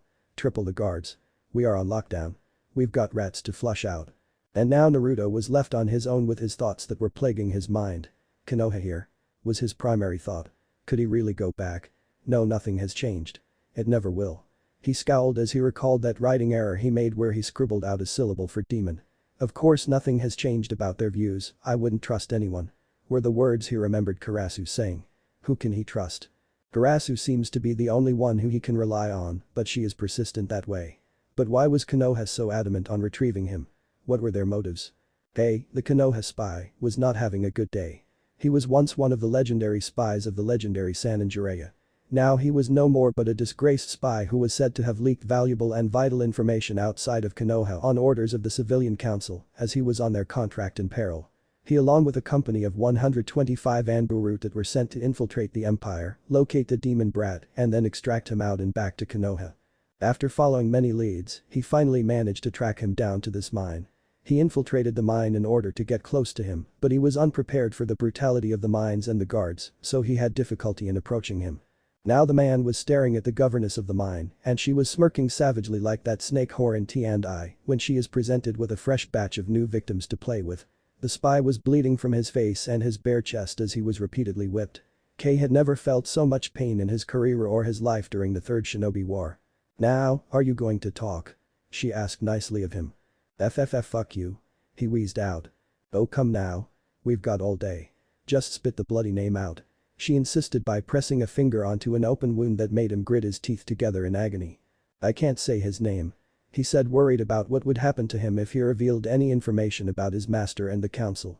Oh, he or she can threaten all he or she wants, as I will do much worse than what this guy is promising. The spy gulped. It's not that I can't tell you anything about him, as he placed a loyalty seal on my tongue here. He said while showing off his tongue to a disgusted Karasu. Now K all of a sudden had a brief confidence boost. Heh. With this on me, all your efforts in getting anything out of me will be useless, as the seal will kill me before I spit out a name or anything about them. He said that unconvincingly, as he hoped that it would deter them from asking more questions and stop him from spilling the beans and then killing him in the process as the seal activates. Gross. Oh well, no matter, there are other ways to gain access to information in that head of yours. Without you speaking it, of course. She smiled cruelly. Now Kay didn't feel as confident as before. What is she talking about? Do they have something similar to the Yamanaka clan? He hoped not, as the people who hired him were so confident that they were safe with the seal that they did not take into account that there are other ways to access said information. Send him in. She ordered the guards to the door to fetch in the man for the job. 10 seconds later, a gray-haired blind man with bandages wrapped around his eyes walked in with a guiding cane scratching along the floor and a stone-cold stoic face. The man wore a blood-stained hospital gown and his hands were wrapped in white bandages. Mr. Townsend here just got out of surgery 2 weeks ago, as the requirements for the surgery to implant his Tegu were the loss of his eyesight and then implant them in a specific area. The old man began to unravel the bandages and held both of his palms out in front of his face. Kay saw that there were 2 bulges in his palms moving about, and then suddenly a slit in his palms opened and out popped an eye focusing on him, like the pale man from Pan's Labyrinth. Wow, what is this? Kay stammered. That dear spy is an artificial Tegu. The eyes were preserved once it was scooped out of a mystical man turned mad. This man became corrupted by a demonic danger beast that possessed him. Once he was slain, his eyes were salvaged as they were reported that they could see through anything, like memories and your future actions. We call it the devil's eyes. She giggled at his facial expression of terror. Mr. Townsend. Will you do the honors? She motioned him to the fearful man who was shaking in his own chair. The blind man said nothing but held out his palm directly in front of the spy's forehead, and Kay shuddered and then jolted as he felt a forceful entry into his mind like it was being violated. Then the blind man held out his second palm outwards, and a window was being formed as his memories were being displayed through it. Open your mind. He ordered to the spy in his harsh gravelly voice. Flashback. The mirror's pav.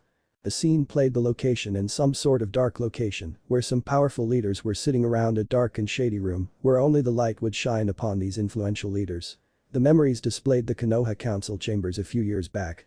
Kay was hiding in the shadows behind the civilian council as he was recently hired by them. As the council was waiting for their leader, the doors to the chambers were blasted through by two Anbus that skidded on the floor with a few wooden splinters tearing through their skin and cloaks. The two Anbu agents were thrown into the council chambers by a very furious Iritobi Hiruzen, the Sandaime Hokage. On whose authority was it did they think they had the right to order my Anbu agents around? He roared. The shinobi council and the clan heads shuddered at the tone of his voice. They have not seen him act like this since the third shinobi war and the Kyuubi attack. The Kami no shinobi was enraged by someone who apparently wronged him. The civilian and the elders, excluding Danzo who was raising a curious eyebrow, were shaking in their seats. What is this about Hiruzen? Danzo asked of him only to get a cold look in return. That's Hokage-sama to you Danzo. He said almost like he was suspecting him of something which Danzo found was quite odd. He hadn't done anything as of recent to raise suspicion like this. As to answer your question. Somebody or some people from this very room had the gall to order some of my shinobi to commit a very unforgivable act. Hiruzen explained seethingly as he had a feeling of who this or these people were. What happened Hokage-sama? Hiashi asked genuinely curious on why the Hokage was in such a furious state. The Hokage gritted his teeth 2 days ago an envoy from this empire to the far west across the ocean came here seeking a trade deal. I thought it would be a simple resource trade that we could benefit from, but what they didn't tell me was what they wanted in return they wanted slaves. Tsume got up from her seat and slammed her hands down on the desk in front of her cracking it, are you fucking kidding me? Please tell me you rejected their sick proposal. She objected to it in disgust. If I learnt of their proposal earlier then I would have outright refused them and sent them out of Fire Country quicker than the yellow flash, but unfortunately some people had learnt of this proposal and jumped immediately at the opportunity. The Hokage and the Shinobi Council clan heads had a strong feeling of who it was and eyes were glaring at the civilian and the Elder Council, who were visibly sweating in their seats. These people have offered Naruto Uzumaki to be sold off as a slave for profit and now this empire has made off with him and only him. The Hokage gritted his teeth and the Shinobi Council froze in shock, as well as Danzo who noticeably had clutched onto his cane really hard that cracks were staring to form. He was even more furious when Hiruzen was looking his way as if he was accusing him. Don't you look at me like I am to blame for this. You know that I wanted the boy to be trained as he is our Jinchuriki, I had no knowledge of this. He objected to his accusing glare and it had lessened. Well you have done some very questionable stunts in the past, I actually believe you this time. Yes, I know you always wanted Naruto to be your good little puppet Danzo, but there is no point in selling him off to another country where you won't be getting anything out of the benefits. However he looked over to the other two elder counselors and the civilian council, and they were visibly fidgeting and sweating nervously at his cold harsh gaze as the Kami no Shinobi's aura was shrouding the whole room. The Kai washed over every single one until one person in charge of the civilian taxes caved in and confessed. We sold him. He blurted out due to his own fear getting the better of him. The elders and the other counselors froze in their seats and snapped their heads in shock towards him. Their glares were telling him to shut up right now before he got them all killed, but Hiruzen and the other shinobi had clearly heard him. Care to explain Counselor Musabo? He called out to the fat pig of a council man. There were 2 envoys of the empire had come to us just after the first one had left your office. The second one made a deal with us. Who is us? He questioned him and the fat man tried not to say, but his eyes were pointing everywhere even at the counselors, but Hiruzen could see that his eyes were pointing out possible suspects. Never mind, what did he propose to you? He said that we can benefit from a greater trade deal that would benefit Konoha as a whole if we were to give up an orphan or somebody that wouldn't be missed. And you chose Naruto to be sold as a slave. Why yes, after all that demon has nobody and no one will miss the likes of him. He smiled reassuringly that it was all for the best. Hiruzen's eyes were shadowed and for a brief moment later Anbu arrest this man. And Nani? Why? On what charges? We do not condone slavery, Musabo. What you, as well as anyone else that was involved, have done is unforgivable. You have sold out someone I consider to be very precious to me, and you are wrong to think that he won't be missed. Naruto has several people that are precious to him and he is to them. No, Musabo, what you and anyone else that was involved have done was make us look like we support slavery and that we would sell out our own people, all for the sake of profit. He shouted at him while slamming his fist down on the desk in front of him. You will be taken to T and I where Ibiki and Anko will get any information out of you on who else was involved and likewise they will be sent there too. And what of Naruto-kun Hokage-sama? We can't just abandon him. Tsume stood up and voiced out her concerns for the pup. I know Tsume, but I don't know where he is. He could already be crossing the ocean by now and we would never catch up by then. So I will have Jiraiya send out his spies into this empire and find out where Naruto is being taken to. And then the memory blurred as it began to change and form out a new scene from a memory. It seems as if half of their council are in support of Naruto-kun and the other half is against him. Something about a Jinchuriki. Whatever that is about. And the civilians clearly hate him for some reason. Why though? What did he do wrong? Karasu wondered on the mystery behind Naruto. The next scenery changed into him being thrown into a wall and smashing straight through it. He landed roughly onto the ground with many bricks laying on top of him and next to him. As he tried to get himself up he was grabbed right by his neck by one furious toad sage. You bastard. Do you realize what you have done? Jiraiya roared into his face. You just sold valuable information written down by my own trusted and best spy that would have led us right to Naruto. Why? That demon must never come back to Konoha, wouldn't you understand? He is a danger to us all. Kei tried to argue back. That demon, as you so put it, is my godson. You had no right to prevent me from saving him. Now tell me who you sold the information to. He tried to threaten, but a smoke bomb was thrown into the room and blanketed the whole room in smoke. While Jiraiya was occupied by the sudden development, he was snatched out of the Sanin's hands by rude Anbu. Then the memory changed again. See, this is why shinobi cannot be trusted, especially weak-minded individuals like this one. Always backstabbing one another all for some petty revenge. Then the scene changed again to reveal him standing in front of the commander-in-chief of Root. Your mission is to locate and capture Naruto Uzumaki. By our information he should be still located inside of that mine. How should I approach him? Do whatever you wish, befriend him, knock him out or incapacitate him, just don't kill him. Danzo stated, and Kei was gritting his teeth together to prevent himself from outright objecting for this demon to return to Konoha, but Danzo would make him into a weapon and he would never bother him or the people of Konoha again. It didn't seem so bad, right? And then the scene changed again to see him standing in front of the revolutionary spies and the leader of the spies, Kanam.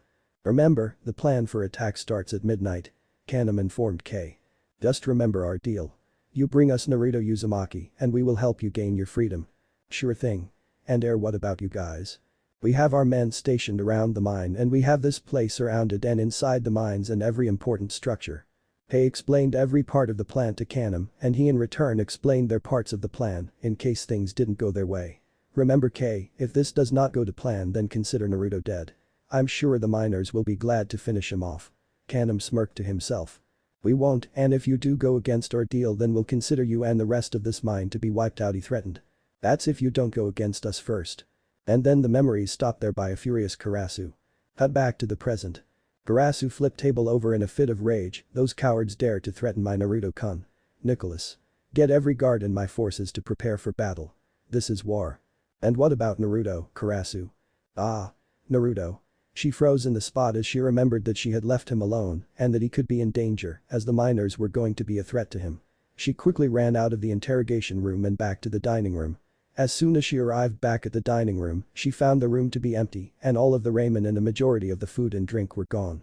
She only found a note by the side of the table where Naruto had been sitting at earlier. It read, "Thank you for the food, Karasu. Unfortunately, I have a late night early morning shift to attend to and I cannot wait much longer, so I had to leave. Sorry about leaving so soon, but I really appreciate meal you had prepared for me and I hope we can do something like this soon. Naruto X." While Karasu would have blushed like a giddy schoolgirl, her stomach dropped in fear as Naruto had headed back into the mines, where it was soon going to be a war zone. Naruto. She ran straight for the armory to get herself prepared to head into the mines, but she was already too late. Elevator to floor 13. Naruto was already kitted up and his gas mask was already fitted on and was already on the elevator heading back down to floor 13. He felt much better after having a nice warm and delicious ramen down him, as well as other important nutritious meals that were already prepared for him. He had to leave as he needed time to himself to think about what was happening. Konoha was back on his mind yet again, as apparently they have sent someone to capture him. He suspected that this wasn't a rescue mission set up by Hiruzen. If it was, then he would have sent someone more trustworthy like the Anbu cat or dog and few others like some of the jonin. However, what was really on his mind was the amulet hidden underneath his scarf. He was getting these strong vibes coming off of it. He was certain that this was a tegu, but he had no idea how powerful it was. It had to be if it was buried under tons of mountainous rock. Screech. Clang. Suddenly, the elevator screeched to a halt and Naruto was left stranded in a dirty narrow elevator shaft with a little light that was flickering on and off and the groaning cable that was clanging about and groaning under the strain. The fuck? He frowned as he looked up as the elevator suddenly stopped. He pressed the down button on the panel only to get no response. He then pressed the emergency button only to get no response from that either. Great, power's out, he sighed in frustration. He was about to curse until he could hear faint echoes far above him at the elevator door back on the 12th floor. He couldn't figure out what they were saying, but he could figure out their intent. That's no search and rescue party. And he was right. Boom. The winching system for the elevator was blown up by organized explosives of TNT, and it destroyed the system in one blow. The elevator had nothing holding it steady as it was now sent hurtling down into the abyss, increasing speed at every second. Naruto was sent to the floor as he held on and braced himself for the inevitable impact that was soon to come. Bang. The elevator slammed onto the bottom floor of floor 13. The elevator crumpled up under the strain of the forceful impact. There was worse to come, however, as bits of scrap metal, the steel cable and parts of the elevator shaft had caved in and started to bury the elevator with Naruto still inside. Naruto was left inside of the elevator battered, bruised, bleeding, and unconscious. He was trapped under tons of rock and scrap metal of the elevator. He was unaware that the miners had started their revolt with aid from the Revolutionary Army, and he was blissfully unaware that there was a warzone happening just right above him. Just as he was drifting in and out of unconsciousness, he was also unaware that the amulet's fear-like gem was glowing with increasing power and that he was being brought into the depths of his mind where a certain fox was anticipating his visit. Naruto. End of chapter 1. The Grudge. The elevator shaft leading all the way down to floor 13 was now silent after the elevator plummeted straight to hell and was silenced with an earth-shattering crash that echoed all the way up to the 12th floor. Two people were peering down the elevator shaft, one was Kaname himself and the other was some thug-looking guy who was an ex-bandit leader turned slave who was wearing a white cotton ragged t-shirt with leather harnesses over his chest and two belts around his waist and a red bandana over skinhead shaved bald scarred head. Both of them were wearing their old standard leather gas masks with cracked lenses and an oxygen canister fixed to the side of their respirator. Don't take this personally, man, but if you want to blame someone, blame K for making me go through the trouble of that stupid deal. You were so not worth the trouble. The bandit slave lifted up his gas mask and spat down into the elevator shaft before placing it back over his mouth. 2. Serves that bastard right, fraternizing with the enemy. Was that really necessary? Kaname asked him, not really getting why they were so hostile with him. That punk kid has been warming up to that demon bitch Karasu, she always fawns over him and will harm anyone that wrongs the boy and has been making his life so much more comfortable down in the mines while we are left to rot down here. I bet he had also snitched on us whenever we try and take some supplies for ourselves from the shops in the pantry, but she will always find us in the act or track us down after we had done it. It's got to be that brat, I'm sure of it. Wow, you must really hate him, huh? He tilted his head before giving off an eye smile to his follower behind the gas mask and shrugged. Oh well, I guess he deserved it. He laughed and turned on his heel.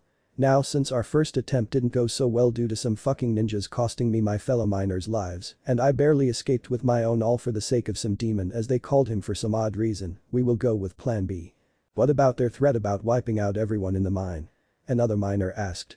Nah. Just an empty threat, there is no need to feel afraid of them. He shrugged and spoke in blinded confidence. Besides, with numbers on our side and a whole armory we have access to, we can break our way out by sheer force. He grinned behind his mask and walked off into the tunnels with makeshift and scavenged weapons at their sides, and they had to have their firearms holstered unless they wanted to ignite another firebomb in the gas catacombs. Down in the abyss of the destroyed elevator shaft and the remains of the elevator now stuck and destroyed and buried at the bottom was an arm belonging to one Naruto Uzumaki that was sticking out of the elevator with the rest of the body buried by crumpled metal and an avalanche of rocks and dust. The arm was laying there lifeless as the impact had severely knocked Naruto unconscious and was severely injured. The impact would have killed any normal person, but Naruto was nowhere near normal as he had faced worse death experiences before and he has still survived. The rock resting on top of Naruto's shoulder was suddenly hit by a glob of spit that had been spat from the mouth of a very unsavory person way up on the 12th floor. As the glob of saliva and mucus hit the rock, there was a sudden twitch in the fingers. Ground floor. Fighting had broken out on every floor within the mines.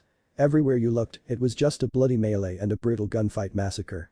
The rebel miners and the revolutionaries had ambushed nearby patrolling guards and seized their weapons and their keys and then began to storm garrisons and raided their armories and their stockpiles of decommissioned weapons. The weapons themselves were old and in questionable condition. They had not been used for a long time or were only used when necessary.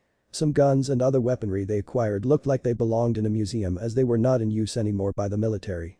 They had automatic weapons, submachine guns, shotguns, pistols and revolvers and other sorts of rifles, but they looked to have come back from a previous war as their condition looked like they returned with some battering on the framework in the stock, not to mention that the guns looked to be really dusty and rust was appearing in certain places. There was also tape keeping some parts of the weapons together. So far the raids had gone off smoothly without severe losses on their side. However, strangely enough, there were a lack of guards stationed in the guardhouses and the military checkpoints. They were more like fresh grunts more than anything. Not that Akame noticed or anything, as he was too focused on getting to the top ground level floor. The guns in their possession were not anything special as they were meant to be decommissioned and only act as spares more than anything. The lower you go, the lesser guards there are, as well as decreased quality of their equipment. The elite guards and Karasu's special forces are tasked with guarding the important floors and the ground level main floor, the outside courtyard of the mine, the surrounding areas to watch out for any escapees, as well as possible threats. Karasu's special forces were named Cerberus, like the guard dog of hell, and they were mainly tasked in guarding the mines, sometimes hunting down and snuffing out troublemakers and making them disappear and quelling possible uprisings. Akame and his loyal followers had successfully snuck their way to the main elevator and rode it to the top floor where their objective was to capture and hold the main floor while Akame goes to the broadcast room and issues the all-out attack to all miners. It was so far so good as they hadn't encountered any hostile contacts as of yet. Akame's confidence was soaring. He believed they could actually pull this off without breaking a sweat, but little did he know was that his plan B was already compromised from the start. They reached the main floor and the gate to the elevator opened up to an empty floor. Huh? Where is everyone? Akame scratched his head in confusion. It's too quiet, Akame-sama, I do not like this. Relax man, we're all going to be fine. We will all make it out of this, I swear. He gave out a reassuring smile to the rest and they all felt reassured and smiled at their great leader. Upon entering the foyer, they all reached the huge double doors leading out to the courtyard where the central watchtower headquarters, as well as the broadcasting room, were located. A large group of 30 miners and a suspicious Akame, who was discreetly shifting his way to the back of the group, was somewhat leading them valiantly towards their objective. They appeared to be doing so well so far. That is until they opened the double doors and started to pile out into the courtyard, where a massive blinding and concussive blast from an improvised flashbang had detonated right in front of them, sending as much as 8 to their knees and backs from the force of the concussive blast. They were all screaming in agony as they covered their eyes and their ears. Akame was hiding behind a row of mine carts just as the flashbangs exploded. He had dived straight for cover as a surge of guards and Cerberus Elite Special had all flowed out from their hiding places, pouring out from every building and the watchtower. Drop your weapons and give yourselves up. A booming voice echoed throughout the courtyard from a handheld microphone. As soon as they had looked up they had spotted the guardsmen and Cerberus Special Forces. All of them were aiming their weapons at them. The guardsmen were all wearing winter coats for their uniform with armor plates inside the pockets inside of their coats, while they all wore armored helmets that covered all of their heads and metal plates covering their faces with fur-trimmed hoods covering their heads as it was currently snowing. Karasu's elite forces were a mixture of their usual uniform, along with heavily armored units dressed in dark gray heavy plate armor, and were carrying large belt-fed heavy machine guns beside their waists and carrying large backpacks full of ammunition, like the Panzer Cops from Jinro Kerberos. Akame and the rest of the miners were shell-shocked at the amount of opposition that was out to confront them. Now this explained why everything was so quiet, they had just walked right into a trap. Suddenly the tannoy system blared to life. Akame Shunsui. I know you are there. You really thought you were so clever that you could outmaneuver me? Kuyuhuhu. How naive. You are just too predictable in your plans. If I could even call that a plan. Karasu was on the tannoy that blasted out her voice throughout the courtyard as she openly mocked Akame, who was quivering in his boots in shock and fear at the amount of soldiers that was over 120 soldiers in the courtyard, all aiming their weapons at them. But all of your plans came crashing down because of this one man. She paused, and then a window opened up on the second tallest floor of the watchtower, and a head flew out and landed with a splat and a crunch on the snow and icy ground. It was Kei's head, their supposed ally in breaking out of the mine. He calls himself a shinobi. Karasu was now seen at the window leaning over the windowsill with her forearm supporting her body on top of the windowsill with a microphone in her hand.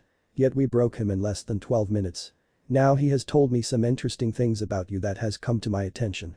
The miners all gulped nervously. What have you done to Naruto Uzumaki? She growled down the mic as her respirator made her all the more frightening. They all froze in the spot and Kanem was sweating nervously. Ahahaha. Maybe it wasn't such a good idea to kill him off. He was trying to think of a way out of their current situation, but was then brought out of his thoughts when he noticed the bandit leader's fearful face suddenly turn into a malicious smirk. Oh no. No, what are you doing, you idiot? He mentally panicked as he knew what he was going to do. Hehehehehehe. Wouldn't you like to know? He grinned up at Karasu, who in return had scowled at the scumbag who all of a sudden was feeling rather confident and proud. He's plummeted straight to hell where he belongs. And you will soon join him, you demon bitch. He roared out in challenge. As long as we have our leader here, you stand no chance. He will save us all. He is a part of the revolutionaries and they will kick your empire's ass back into the Stone Age. His challenge towards Karasu and the soldiers had granted him a confidence and morale boost towards the other miners, and they all gave out a loud roar as they felt as if their morale had been boosted, but Kanem was nervously sweating as he could feel the aura changing into a much darker tone, and the Kai of their enemy's leader had spiked dramatically. Then just after the words had been spoken and the morale has been raised to satisfactory levels, it all came crashing down. Suddenly crack boom. The bandit leader exploded in a shower of smoking charred gore and blood as something akin to a lightning bolt and a crack of thunder had struck him the middle of his chest. He exploded in a shower of blood and chunks of his charred torso and limbs flew everywhere. Karasu could now be seen with one leg on the windowsill and her whip Tigu was drawn out and sparking with electricity that surged around the metallic whip. What happened in that brief instant was that her whip had transformed into a close resemblance of a lightning bolt, striking the ground that the unfortunate victim was standing on. This happens whenever she toggles the intensifier onto X30, which by itself on default mode is quite explosive on the skin once the whip makes contact with it.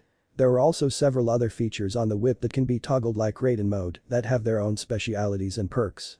With one foot planted on the windowsill was a furious Karasu whose face can be seen as her eyes, specifically her iris, had shrunk in a menacing hatred and her brows were almost stitched together as she glared bloody daggers at these worthless beings in front of her with cold furious hostility. Did he save you then? No, thought not, seize them all. I will dish out their punishment myself. She ordered coldly and the soldiers were all approaching towards the rebels with their weapons still trained on them. Play devil driver. Black Soul Choir. As the soldiers were slowly approaching the rebels, one of the rebels was losing his nerve and his breathing pace had quickened erratically. His arms were shaking, causing his submachine gun in his arms to move all over the place and his teeth was chattering in fear. Hey. He raised his SMG that had a wooden butt and a wooden grip and a metal barrel with multiple vents to keep the barrel cool and also came with a drum magazine. Rat-a-tat-a-tat-a-tat-a. The loud fully automatic gunfire had set off a chain reaction as the rebels had all joined in on the shooting after the miner had fired into the crowd of soldiers first. The soldiers returned fire and with better equipment and training, they were far better protected and capable of taking their enemies efficiently and effectively. The Cerberus unit accurately eliminated all hostilities with accurate chest shots and head shots, while the guards had done somewhat similar but had mostly emptied their clips in a full auto shootout along with the heavy support troopers with their handled LMGs. The miners never stood a chance at the sheer firepower and training of Karasu's elite SF and guardsmen. Their bodies flew backwards from the impact of heavy caliber bullets being shot into their bodies and causing their blood to gush out of their wounds. One of the bullets hit a grenade that was attached to one of the still standing rebels' newly scavenged tactical vest. The blast had also detonated the remaining grenades and explosives, sending shrapnel everywhere, killing, wounding and maiming nearby comrades. One of the rebels that was still inside the main foyer had brought out a rocket launcher that looked more like a tube with a button on the top and with an arrow at the tip with fins on them. His aim was pointed directly at Karasu, who was still looking down at them. However, he was suddenly shot down by multiple rifle rounds by snipers and accurate machine gun fire that had set their sights that were now focused on him. He dropped the rocket launcher, which it had landed roughly on the ground and hit a mine cart, causing it to misfire and shoot out the rocket. However, it never even came close to hitting its intending target. Instead, it hit the roof of the entrance to the mine, causing it to collapse on more miners. Kanem had seen what the outcome of this fight was going to be even before that ex-bandit was killed and stupidly ran his mouth. His blind followers, who were running all over the place and being gunned down to their deaths and were in total disarray. The fully automatic machine gun spray from the SMGs, the assault rifles and the LMGs were tearing his men apart. He could practically feel the stare from the governess looking down from her tower, witnessing their deaths with a persona of indifference, like they never mattered and like she does not consider them a threat. In fact, it felt like she was a little bit disappointed. Adam's mind had shut down from the amount of shock he was in. He could not rally his men to effectively counterattack if the entire group of slaves were going to keep on running around like headless chickens and then eventually get themselves shot to pieces.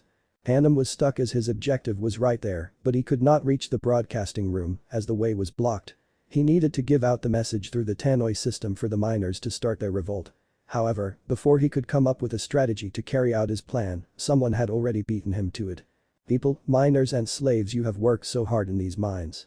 Thousands of you who have supplied our empire with rich resources to fuel our economy and our army for more than 100 years. I thank you for your hard work and for your dedication of your services to me. However, the 1,000 miners who have loyally worked in these mines have turned against me and my mine. What is it that you seek? Is it freedom? Who told you the promises and hope for this freedom? But in the end, you have no idea what true freedom really is.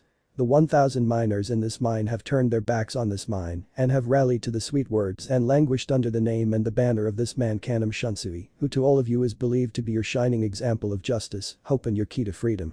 Sadly for all of you, you have been given a false idol and a false hero. He is anything but those positive things you thought him to be. Let me tell you who he really is in the exact words of my most trusted intelligence officers. Kanam Shunsui is a grade A coward and a liar. He is no leader but a fraud, and he will use anything and anyone to push the blame towards, even his own comrades. She explained with a shake of her head in disgust as she the report in her hands to everyone in the mines, whilst holding on to the mic that was broadcasting throughout every floor on the mine on the tannoy systems. It gets worse. You thought that I and this empire were evil. Well, I will admit that I am no saint, but that does not mean that I have morals in some departments. Call me a heartless monster all you want, but explain to me what right does this man have in murdering the innocent children of political figures who have such little impact in the way the empire is currently run and are oblivious to all of this world's darkness and suffering. What have they done to deserve such cruelty? What's worse about him is that the man has carnal desires for young girls. Especially the innocent little ones who don't understand what is going on. And the Revolutionary Army dare call us the criminals and the monsters. They are all hypocrites. They are all guilty of hiring monsters to do their dirty work. He spoke of the innocents to you, yes. But in war there are no innocent sides. He was telling you all these sweet words to butter you up and be ripe for the picking to involve you in a war that has ravaged our home and many innocents lives. This mine is not a slaving camp for the innocents, but for the empire's criminals. Need I remind you, scumbags? I have no use for the weak and the innocent who can easily break under these conditions, whereas you lot are expendable. Who would care if all of the bad people were to simply be exterminated? Not one person will miss the likes of you, and that is what is going to happen today. It is time for some new fucking management. Karasu dropped the mic on the floor that let off a loud screech of feedback from the mic as the broadcast was cut off, leaving the majority of the mining population to stand stock still and were stunned as they were in disbelief and shock that their leader was a fraud and a coward and he was not a good guy like he had told them, not even close. Adam was gnashing his teeth together in rage. He had been massively played like a fool. He could feel and hear her mocking him from her tower as her eyes were lit up in glee, and he could feel as if he could hear her laughing fit behind her gas mask respirator, and that gleeful mocking laughter was echoing inside his mind. Ha ha. Ha ha ha ha. He could hear it over and over again. Shut up, shut up. Don't you dare mock me, you whore. He screamed up to the tower, his voice loud enough to be heard over the sound of gunfire. Karasu ignored his childish tantrum as she continued to observe the one-sided slaughter. I'll show you. I'll rally all of the miners in these mines. We outman your army. You've no chance against our iron will. He roared in defiance and outrage. Again Karasu paid no mind to his delusional beliefs and continued watching in amusement at the pathetic attempt of a fight she was witnessing. Just before the guards and the elite forces could round up on Kanam's position to wipe out the group of rebels. There were sudden explosions coming from several areas such as the barracks, walls, offices and the cafeteria. Several white-masked and black and grey-robed figures burst out from their hiding spots and assaulted the guards and the special forces with elemental jutsus and paper bombs attached to kunya. They suddenly burst out from the shadows and the fiery smoke and commenced their own assault, which had caused several deaths and injuries on all sides. There you are. Karasu hissed as her eyes shadowed as she dipped her head down and spotted several rude Anbu engaging her men with various forms of martial arts, or taijutsu as they call it, and these fancy powers they is exclusive to the people in the east across the ocean. They were skilled indeed, but they held barely enough experience to hold a candle to her own forces who were always facing action nearly every day. One of these shinobis had jumped up on the side of the tower and began to run up the side with his tanto blade out, preparing to cut the head off of the leader. However, he was in for a nasty surprise when by the time he reached the windowsill she was on, she dipped her head back to easily dodge the blade and with lightning fast reflexes. She whipped out her left hand to grab onto his mask-covered face as her fingers latched onto his face and mask with the grip power equivalent to that of a hydraulic press that dug in deep into his Anbu root mask that cracked holes inside of his mask and pressing deep into his skin. Ah! The root Anbu screamed out as he could feel his cheekbones and jaw being crushed. Is that the best you can do? Aren't you people supposed to be a crack military shadow unit? All I see is disappointment. You people think that you can discard your emotions so you could be stronger. Wrong. Emotions are always a part of human nature. Emotions drive our ambitions to make us strive further in our goals. They are what makes us stronger.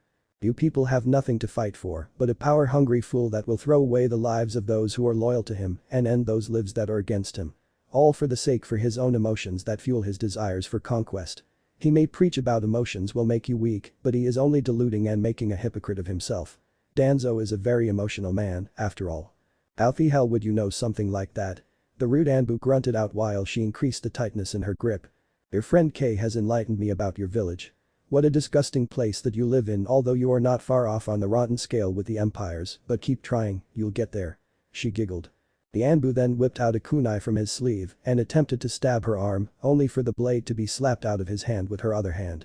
Then she proceeded to slam him into the windowsill and lifted his head up and smashed the mask into his face with her knee, and then he fell out of the window, his body now lifeless. So predictable. She shook her head in disappointment.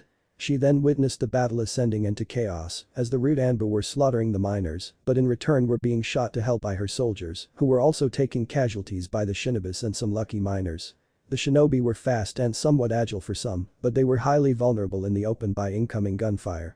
Thus, the live rounds would simply annihilate anyone who came into contact with it. She then noticed that the weapons her soldiers were using were not at all that accurate, nor were they reliable. I swear to Kami, I will have that weapon supplier and manufacturer executed for supplying us with these pieces of shit weaponry. Why can't we get something that matches the statement of revolutionary, effective and efficient except outdated pieces of junk? Ha. General Budo and esdeath-chan always gets the best toys. She sighed and whined in frustration. She sighed even more when she spotted 3 more Anbu charging up the tower. She then withdrew her whip Tigu Belmont again and flicked on the switch to activate arcs of electricity that were now forming on the metallic whip and turned up the dials on the pain intensifiers on her whip.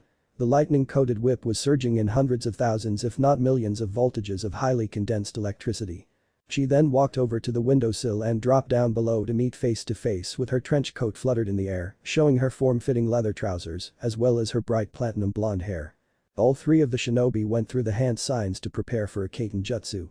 Karasu saw what they were doing and recognized the moves from K's memories and wasted no time to retaliate.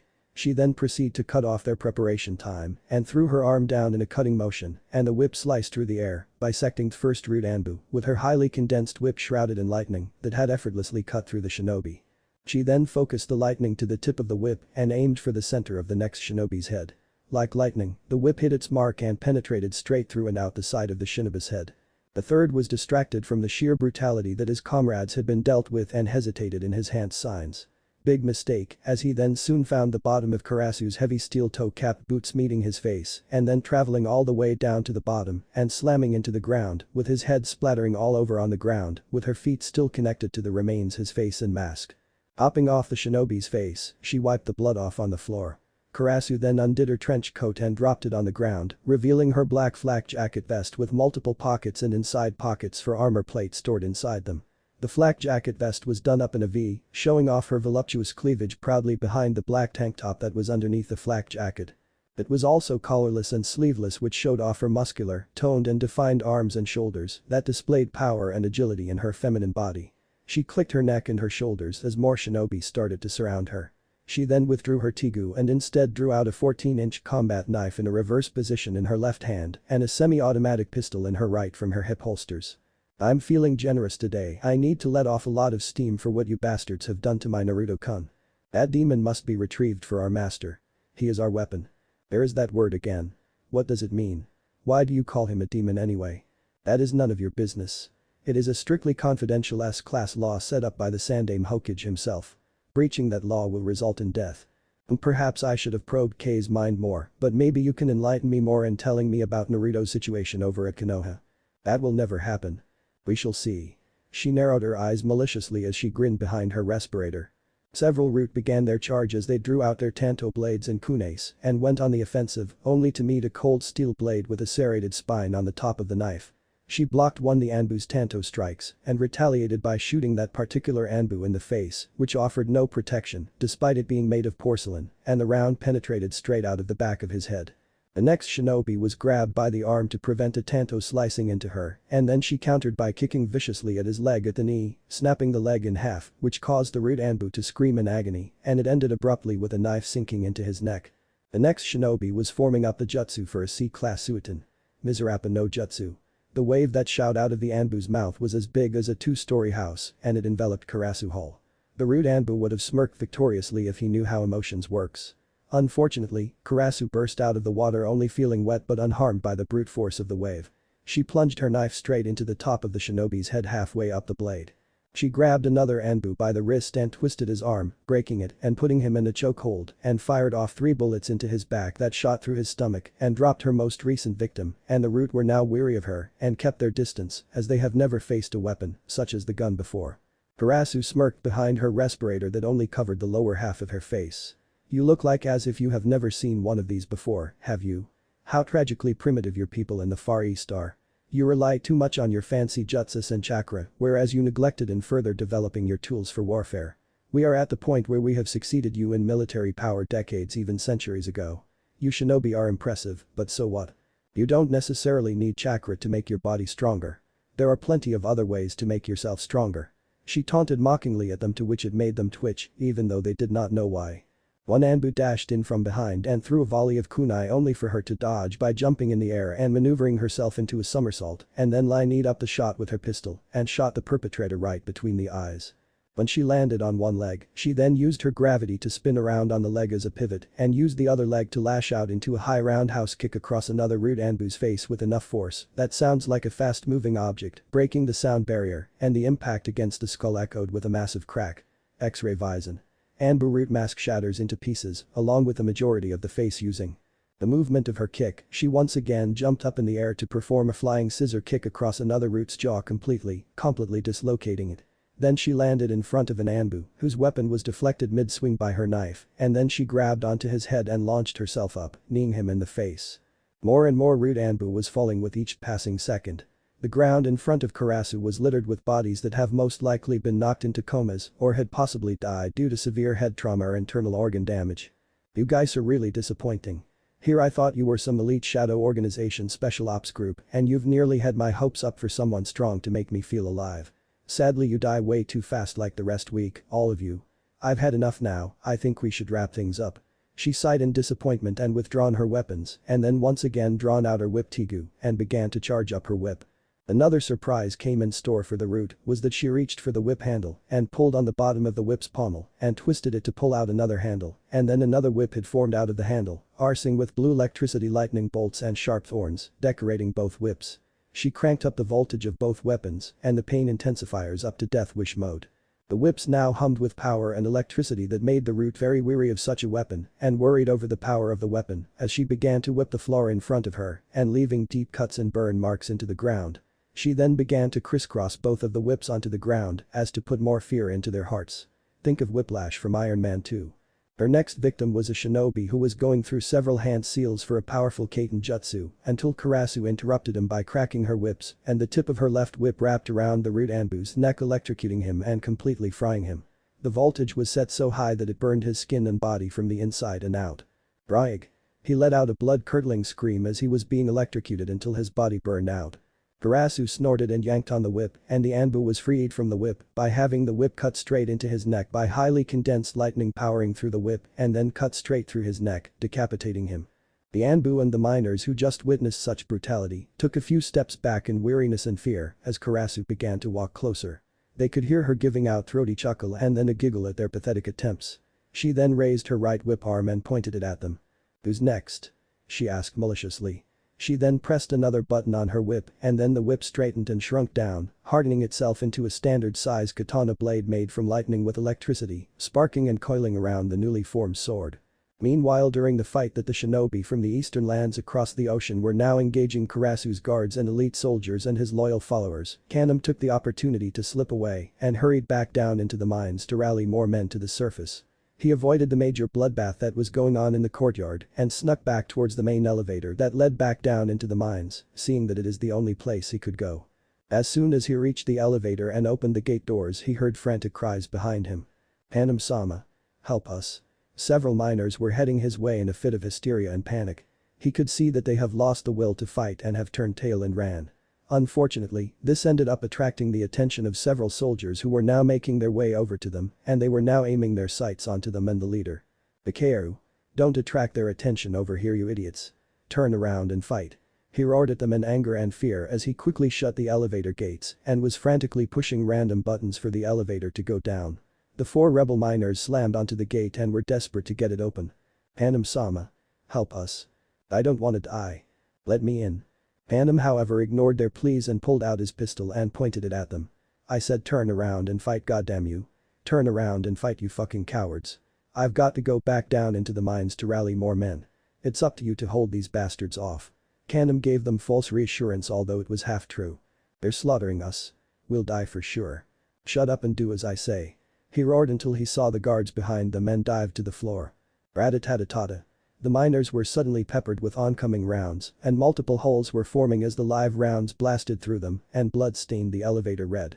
Akame who was covered in their blood was on the floor shivering in fear as he looked up to see the void look in the miners' faces as they were looking at him, questioning and judging him. The elevator suddenly activated and went back down into the mines. Karasu saw the whole thing as she slashed through another route through the chest, leaving a bright scorching orange burn mark. "Run all you like but running back down into hell, you will find that there are no places to hide for people like you from the likes of me," she thought menacingly. End song. Playing Hans Zimmer Interstellar Ost. Mountains. Unknown location. After plummeting straight down to the 13th floor of the mine and crashing into the rocky abyss, Naruto suddenly found himself waking up to different scenery. Instead of the dirt, dust and tons of scrap metal and rock burying him, he found himself submerged into shin-high, was still wearing his mining apparels that he usually wears with his hood up and gas mask still on with the scarf underneath it. His battery pack was currently missing, while the oxygen tank still remained strapped to his back. Naruto aroused himself from unconsciousness as he blinked from behind his red-tinted goggles. He immediately shot up from the cold feeling of water soaking him. He supported himself on one hand and began to check himself for any signs of injury. Noticing that he was fine, he then took in his surroundings to find himself in a dark, dank and wet sewer, or something that looked like a flooded-out industrial basement, or something along the lines that did not smell of human shit, decay, or rot. He noticed that there were pipes running along these stone brick walls, and the light was incredibly dim. Where am I? How the hell did I end up in this place and not at the bottom of the elevator shaft of floor 13? And this place feels depressing cold even yet familiar. He peered over to the pipes and he could have sworn he felt energy coming through those pipes. He walked over to this slightly rusted pipe and placed his hand over the metal.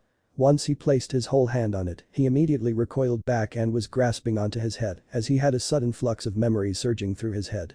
Memories he had thought he discarded and forgotten long ago. "Why are you here? Get out of my shop you damn demon. You will never amount to anything, loser. Once a failure, always a failure. I will always be the alpha around here, you hear me? Like a dope like you can beat an alpha like me. Naruto Baka. How dare you insult Sasu-kun. And then Naruto-kun, good luck. You dare taint our heiress, you dirty fucking filthy peasant. Why can't you be more like Sasuke? He is a genius and you're just wasting your time messing about and now look at you, you failed the graduation exam again. Shut up. You beaten Uchiha. Ha. Yeah right Baka. He is the clan heir and you are nothing but an orphan and the dead last, what are you gonna do? I said shut up. Today we shall rid ourselves of this vile reincarnation of the fox. We shall finish the job of our beloved Yondaime. I'm sorry Naruto, but I do not know who your parents are. Your parents must have hated to have a child like you. Heck, who wouldn't? I bet your father was just a deadbeat loser who was pissed drunk and fucked a whore over in the red light district and then later she left you because of what you are. I am better than you dope, at least I know that my parents loved me. I said shut the fuck up. Naruto roared out and his roar echoed off of the walls and just like that the voices stopped. Naruto was breathing roughly through his gas mask and his hand was pressed hard against his face. What the hell was that? I thought I moved on from that and forgot all about it like I wanted to. But I am still reminded about that place. Why can't I escape from it? It's because it's impossible to run away from it. And just like that, Naruto's eyes opened wide in alarm and he turned quickly towards the owner of the deep voice that sounded wise. He turned around and at first he found nothing but dark tunnels and no one else who fit the owner of the voice. The voice he heard sounded like it belonged to a female, but it was something more. Splash. Naruto suddenly heard splashing from behind him and he immediately turned around to see someone with red hair disappearing into a passageway. Matt. He called out to the red-haired woman, but she disappeared into the shadows. He chased after her into the shadowy passageways and dark tunnels that were flooded with water. He navigated his way through seemingly endless tunnels that were filled with industrial pipes. He would sometimes stop and look around, and sometimes he would be stuck at some places that would cut into 3 passageways that would lead deeper into darkness, or descending down to somewhere deeper or ascending upwards into Kami knows what is in this place. Sometimes he would hear sounds that would result into more splashes that would indicate on where that red-headed woman would be, or she would sometimes reveal herself standing a few feet away before running off would be the usual case, but he was now suspecting that she was leading him somewhere as he went deeper and deeper into the tunnels. And then after turning one corner, he began to find more strange things about this place. The tunnels he was in, flooded as they were, was not actually a sewer, but more something along the lines of an abandoned industrial factory. Naruto figured he was in some sort of basement. As the further he went along, he would sometimes come across bits and pieces of scrap metal off of random machinery, and then sometimes he would see chains hanging off the ceiling just clinking by itself. The chase then led him to an area that baffled him. He came across an underground passageway with a large pool of water that leads to nowhere. Inside the pool of water was this odd-looking warship that was capsized and turned on its side with big gaping holes in numerous places that had been left to rust.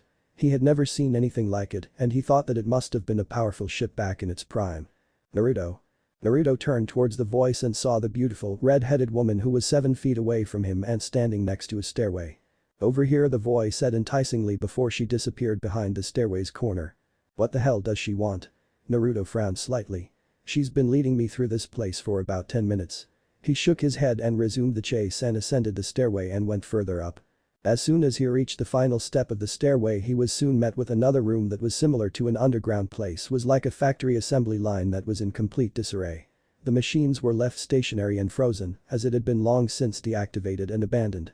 Rust, dust and grime was everywhere. Then he suddenly heard a clunking sound in the distance and saw that there was a staircase leading up to some sort of control room. He saw the red-headed woman open it, turned towards him and smiled at him before entering the room. Naruto thought he had her now, and what she wanted to show him was right inside that control room. So he ran all the way across the large room, escalated up the stairs, opened the door and went inside to see an empty control room. What, she was right here? He spoke in disbelief. Was she leading me on this entire time? He was about to go into this massive cursing fit if it did turn out to be something like that, but he then spotted something that caught his attention. There was a computer screen that was still on. Naruto decided to go up to the screen and was met with a pitch black screen, but with a blinking icon on it. Naruto, being confused and slightly curious, decided to press a random key into the computer. Access denied. Please insert the Prometheus key into the slot. Prometheus. Naruto raised an eyebrow and the computer then showed an image of a key slot with 3 holes for something to be slotted, recognized something as he took out the amulet with the 3 silver fins and the black sphere-like pearl inside. Is this the key? And is its name Prometheus? Naruto, being he curious one that he was decided to comply with this computer's request and inserted the fins into the he was not expecting was for the sphere to light up like a blazing star, and then with his hand still on the amulet key, his mind was then flooded with images and visions. Playing Hans Zimmer Interstellar Ost. Mountains. Approximately 1:55 minutes into the song. There were instances of certain images and visions just flooding into his head along with information he did not know about. He could not accurately describe what it was that he was seeing as he could see himself just weightless in the air and he was being shown everything around him. He was first thrown into a black void filled with countless stars that shone brightly like diamonds and then he was in front of this giant sphere of burning fury. But he was then mysteriously informed that this was the sun that he knew was what lit up the sky in the day. He never knew that it was actually a big ball of burning gases and exuded light that traveled for millions of light years away. The information that he was then shown was these elements beyond the sky and into the void. He was then shown this giant swirl of mass made up of billions of stars or suns and then also made up of gas and dust and they were all held together with gravitational fields. He was then shown that there were more of these galaxies in the universe. Then the image changed as it zoomed into this one galaxy in a specific spot that showed our sun again, and it showed multiple spheres surrounding the sun, and they were known as planets. Some were unimaginably large, and some were as big as the moon. The planets were intriguing, as he saw that it had many different environments, while some were as similar to his own planet's environment, while others were incredibly bizarre, as well as hostile. Then the view changed to a familiar blue planet that showed the one white moon inside the Earth's gravitational force. Then it showed several continents. One was very familiar as it showed the elemental nations and the western continent that was just across the ocean, but there were a few more continents and large islands that were directly to the south, along with the north and south poles. It showed him the planet's development and how it became habitable for life to grow on its surface before human civilizations were first formed. Seeing human history in the making was complicated to watch, as seeing the roots of human nature was quite unpredictable, as it seemed to rise and fall in some areas. It also became the epicenter for trouble in the multi-parallel alternative universe to fester conflicts, and then right before the war ends, and then the humans just move on again onto the next step in evolution. He also discovered that there was a big influx of multiverse activity surrounding Earth.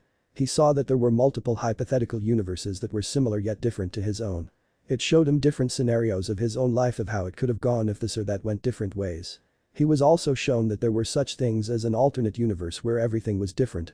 That also included a different universe where the world he knew did not exist. Instead, it was replaced with a different version of humanity or a different race with different specialities that were not chakra, but different forms technology. He was also shown the dark and brutal moments of human history, as well as other civilizations that were not human and more alien foreign to him. He never knew that so many types of civilizations existed on his world, but they were quite often ridiculed due to racism, the humans' natural response to fear, hate and what they don't understand or are completely different to them, which also brought with them a sense of superiority. He saw the primitive civilizations that constructed impressive empires that were made by the blood, sweat and tears of men and women that were either forced against their own will or were in it together to make something special. The many civilizations of empires, kingdoms and other hierarchies he had seen had been both cruel and oppressive to the people, or were benevolent and prosperous towards its people, or were warmongers dead set to destroy their opponent's home, all for the sake of power and greed. Then he witnessed advanced civilizations, both human and non-human alike, that showed the capability of traveling across the stars. He saw them constructing weapons that were so powerful and advanced that it would make the most die-hard war hawk salivate at the worth and power of weapons such as nuclear power, electromagnetic repulsion weaponry, lasers, armored tank warfare, air power, long-range missile systems and electronic warfare such as drones, computers and advanced artificial intelligence, robots and machines. Such weaponry was indeed impressive in its own right, but to make such technology by normal means would require many resources to make it, along with converting certain physical elements of compounds and metals, etc. The technology he saw would probably not be available to obtain by normal means for the next few centuries or the next few millennia for some cases. But Naruto knew how everything was made and what they required. He saw ways of constructing and manufacturing them, as well the resources that needed to be used and where they could be found. Interestingly, he learned that the amulet had its own source of energy used to make such equipment and technology. It also taught him some of the world's best-kept secrets, and that was the location of the transcendent beings known as Kami, Yami and Shinigami realms. The locations and the instructions of entering their realms was dangerous knowledge to know, for if everyone were to know that, he dreaded to think of what people would do to get inside those realms. He also saw the truth behind the formation of Chakrathis Kagaya, who was in reality sealed inside of the moon. How the sage of the six paths cultivated chakra for the world to use at their own will. He saw how the Juubi was sealed and how all its power was separated and formed into 9 sentient beings known as the tailed beasts. The beasts themselves were ranked from 1 to 9 in terms of power, with 9 being the strongest. The visions also showed the amulet's own history as it was used by the powerful empire over the course of 1,000 years and how it was constructed as one of the more legendary Tegus of unimaginable power. It first arrived as a meteorite that crashed down from beyond the sky. It had landed in the vast and deep tribal lands of the north, where the impact had caused a lot of widespread devastation to the forest it landed in. The space rock had been disintegrated, losing most of its shape and form, while the remaining parts of the rock were destroyed from the impact. The tribe that discovered what remained of the rock were clueless as to what it was. In fact, what they didn't know was that the rock that looked to be like a pitch-black diamond was actually semi-sentient at the time. While it was intrigued by the sentient life it came across, it rejected them for any potential users as they were not intelligent beings and found them to be quite primitive due to their tribal nature. However, the sentient rock found it quite amusing to see them bow before it. The tribe had named it the Fallen Black Star due to how it fell from the sky in a burning black and white light. Afterwards, as months passed by, it learned more about these primitive humans, but it was not moved anywhere else. It soon began to grow bored of being stationary. It had infinite amounts of raw powerful energy that needed to be put to use. It wanted to be used, but these humans were just stagnant, backwards and too peaceful. Then, interestingly enough, its discovery soon led to the arrival of this empire that was in search of potential weapons. They found the amulet just sitting inside of a big tent on an altar being contained in a well-crafted box. The fallen star saw that these beings were people that had strong emotions, dreams, desires, and ambitions. These people belonged to a powerful civilization, and they were the sort of people that could get things done. Finally, it could get out of this boring tent. The space rock began to flare its power to catch the attention of the Imperial soldiers and scientists. They soon discovered it by following their instincts that were being called to by the strange rock that they had never seen before. They entered the tent without permission from the chieftain of the tribe and discovered the space rock. They could feel the raw power, its enticing appearance and the aura shrouding it. They could hear it calling to them, and they began to see visions of themselves. Visions of grandeur and success that they saw if they were to pick up the stone. Soon after realizing the potential of such a powerful gem hidden inside the space rock, the Imperial leader, driven by his desires, attacked the tribe in order to gain control over the gem. The black gem had then received a body of fins surrounding the now pearl-shaped body and a small silver chain to hang around one's neck and then given a name Prometheus. The first user for the empire was a bull-headed general who died because he could not handle the power and the negative emotion swirling inside his head, which led to his death as he became overly arrogant and deluded. He was soon executed by the emperor for treachery. It had not found a successful user until the coup when the leader of the coup rose up against the empire and then eventually got himself killed when a whole team of powerful Tigu users assassinated him. The leader of the empire at that time realized the danger that the particular Tigu possessed. He ordered for the Tigu to be destroyed only to realize that it was indestructible. Rather, it was more like the Tigu would not allow itself to be destroyed. So the emperor decided that if he could not destroy it, he would do the next best thing, he would bury it under tons and tons of mountain rubble so that no one could find it ever again until now. End song.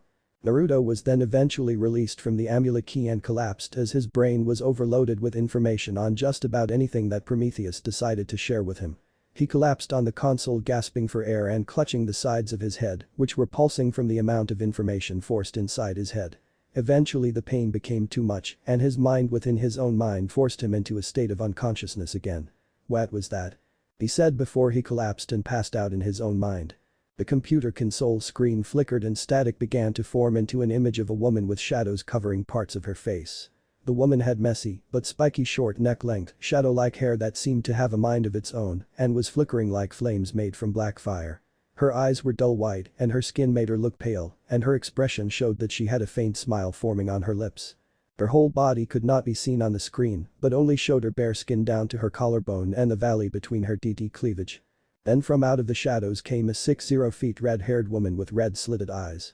She was wearing a formal low-cut red kimono that fitted tightly around her slender hourglass form and also exposed her F-cup cleavage with black trimming. She wore no footwear or legwear and walked around barefoot with her smooth long legs on display. This was the type of woman who would have many desperate males panting after her like lost puppies. I told you he would come, he's just like his father when it comes to red-haired females. Really? Are you sure it didn't have anything to do with your voluptuous body, the one I gave you the power to form? Ara? Is that jealousy I hear? No, although he is quite the looker I will admit, but what is so special in this boy? Well, he is my container for one. And? What do you mean and? I am the Kyuubi no Kitsune, the strongest tailed beast and being in the entire world. And I am an extraterrestrial sentient being sealed inside of a stone for over a millennia and was sent flying through space for even longer than you have been roaming around on this planet.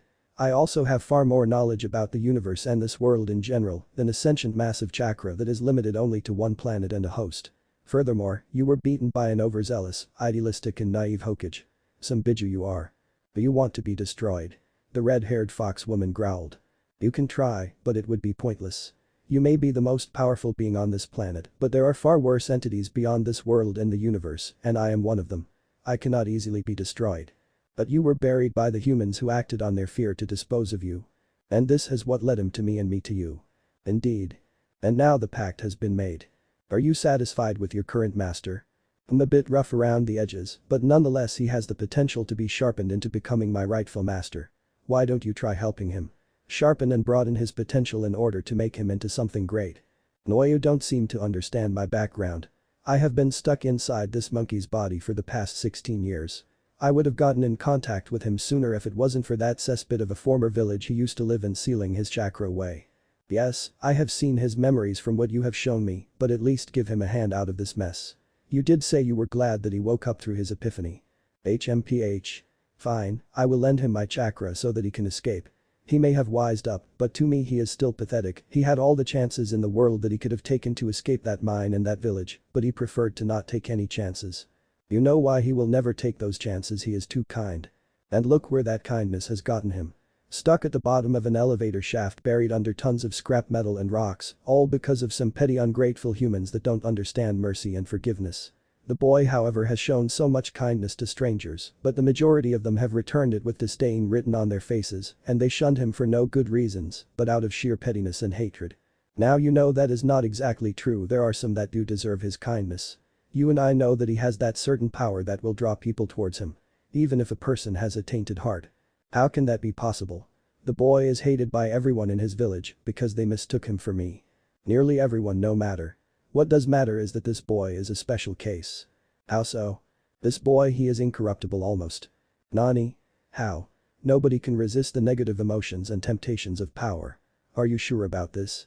Positive. This boy is not like my previous foolish masters. When I show a little bit of my power, they lose themselves to madness, and they let their lust for power take over to the point that they can never control themselves. They always go too far before their minds crack and they get executed or killed. All for some selfish reason. That is to be expected of human nature. They always desire more for themselves. Yet they have no idea how to control true power, and they always use power for selfish reasons. Wars have been started on my behalf because of my masters. I was the one who supplied and fueled the fires of war, all for their desires of conquest, power and even women. Yet this boy, he is different. He wants power, but he wants to use it for peace. Iubi narrowed her eyes. Are you testing my sense of humor, Prometheus? I can assure you, this is no joke. This boy is special. He took all of the negative aspects of my powers and he simply brushed it aside. I thought you said this boy was like the rest of the humans. That's what I believed. Yet this boy is neither good nor evil. He has lived his life in suffering and in pain, yet he still perseveres. If given the right motivation, he could become something special. The Kyuubi growled and turned away from the collapsed body and the computer screen that displayed Prometheus. Fine. I will give him my chakra. It will break that damn seal that is inhibiting his own chakra. That way he should by instinct use it to get himself out of the mine. I have done my end of the bargain, now you do yours. She dissipated into a massive chakra and flew out of the door and into the tunnels below, where the fox remained behind sealed doors. Prometheus smiled and then the computer screen went into a static haze and then a static buzzing form exited the screen and stepped onto the cold metal floor as it began to take the same form of Prometheus again as the static subsided into the appearance of a young woman wearing a bright white lab coat that covered her pale form. She is a lot more reasonable. When I consumed her hatred and all of her negative emotions. It was the only way for me to talk to her. I really do have a special master, don't I? Well, without further ado, she walked over to the console and typed in a few commands. Immense restoration process. YN. Interstellar Ost. Day 1 dark start at 3:43. She hit the enter key and the whole ruin factory around her and Naruto began to shift. The stone in the amulet began to shine out brightly as it used its power to restore the factory to how it used to be. Well, not quite like before. With the Kyuubi's chakra, she could make it bigger better. She and the slowly awakening Naruto watched from the control room as the factory floor began to split apart and all of the rusted, decrepit machinery and all of the robots that used to work there were being flushed out through gigantic cracks in the floor and walls as dark shadowy tendrils collected the leftover machinery and abandoned scrap metal, pushing all of it into the large open cracks. Suddenly, the walls began to crumble and tear apart. The scenery began to grow larger as it revealed an open field now with futuristic industrial buildings, factories and towers rising up from out of the ground. When Naruto opened his eyes and saw what was happening outside of the control room, he was speechless.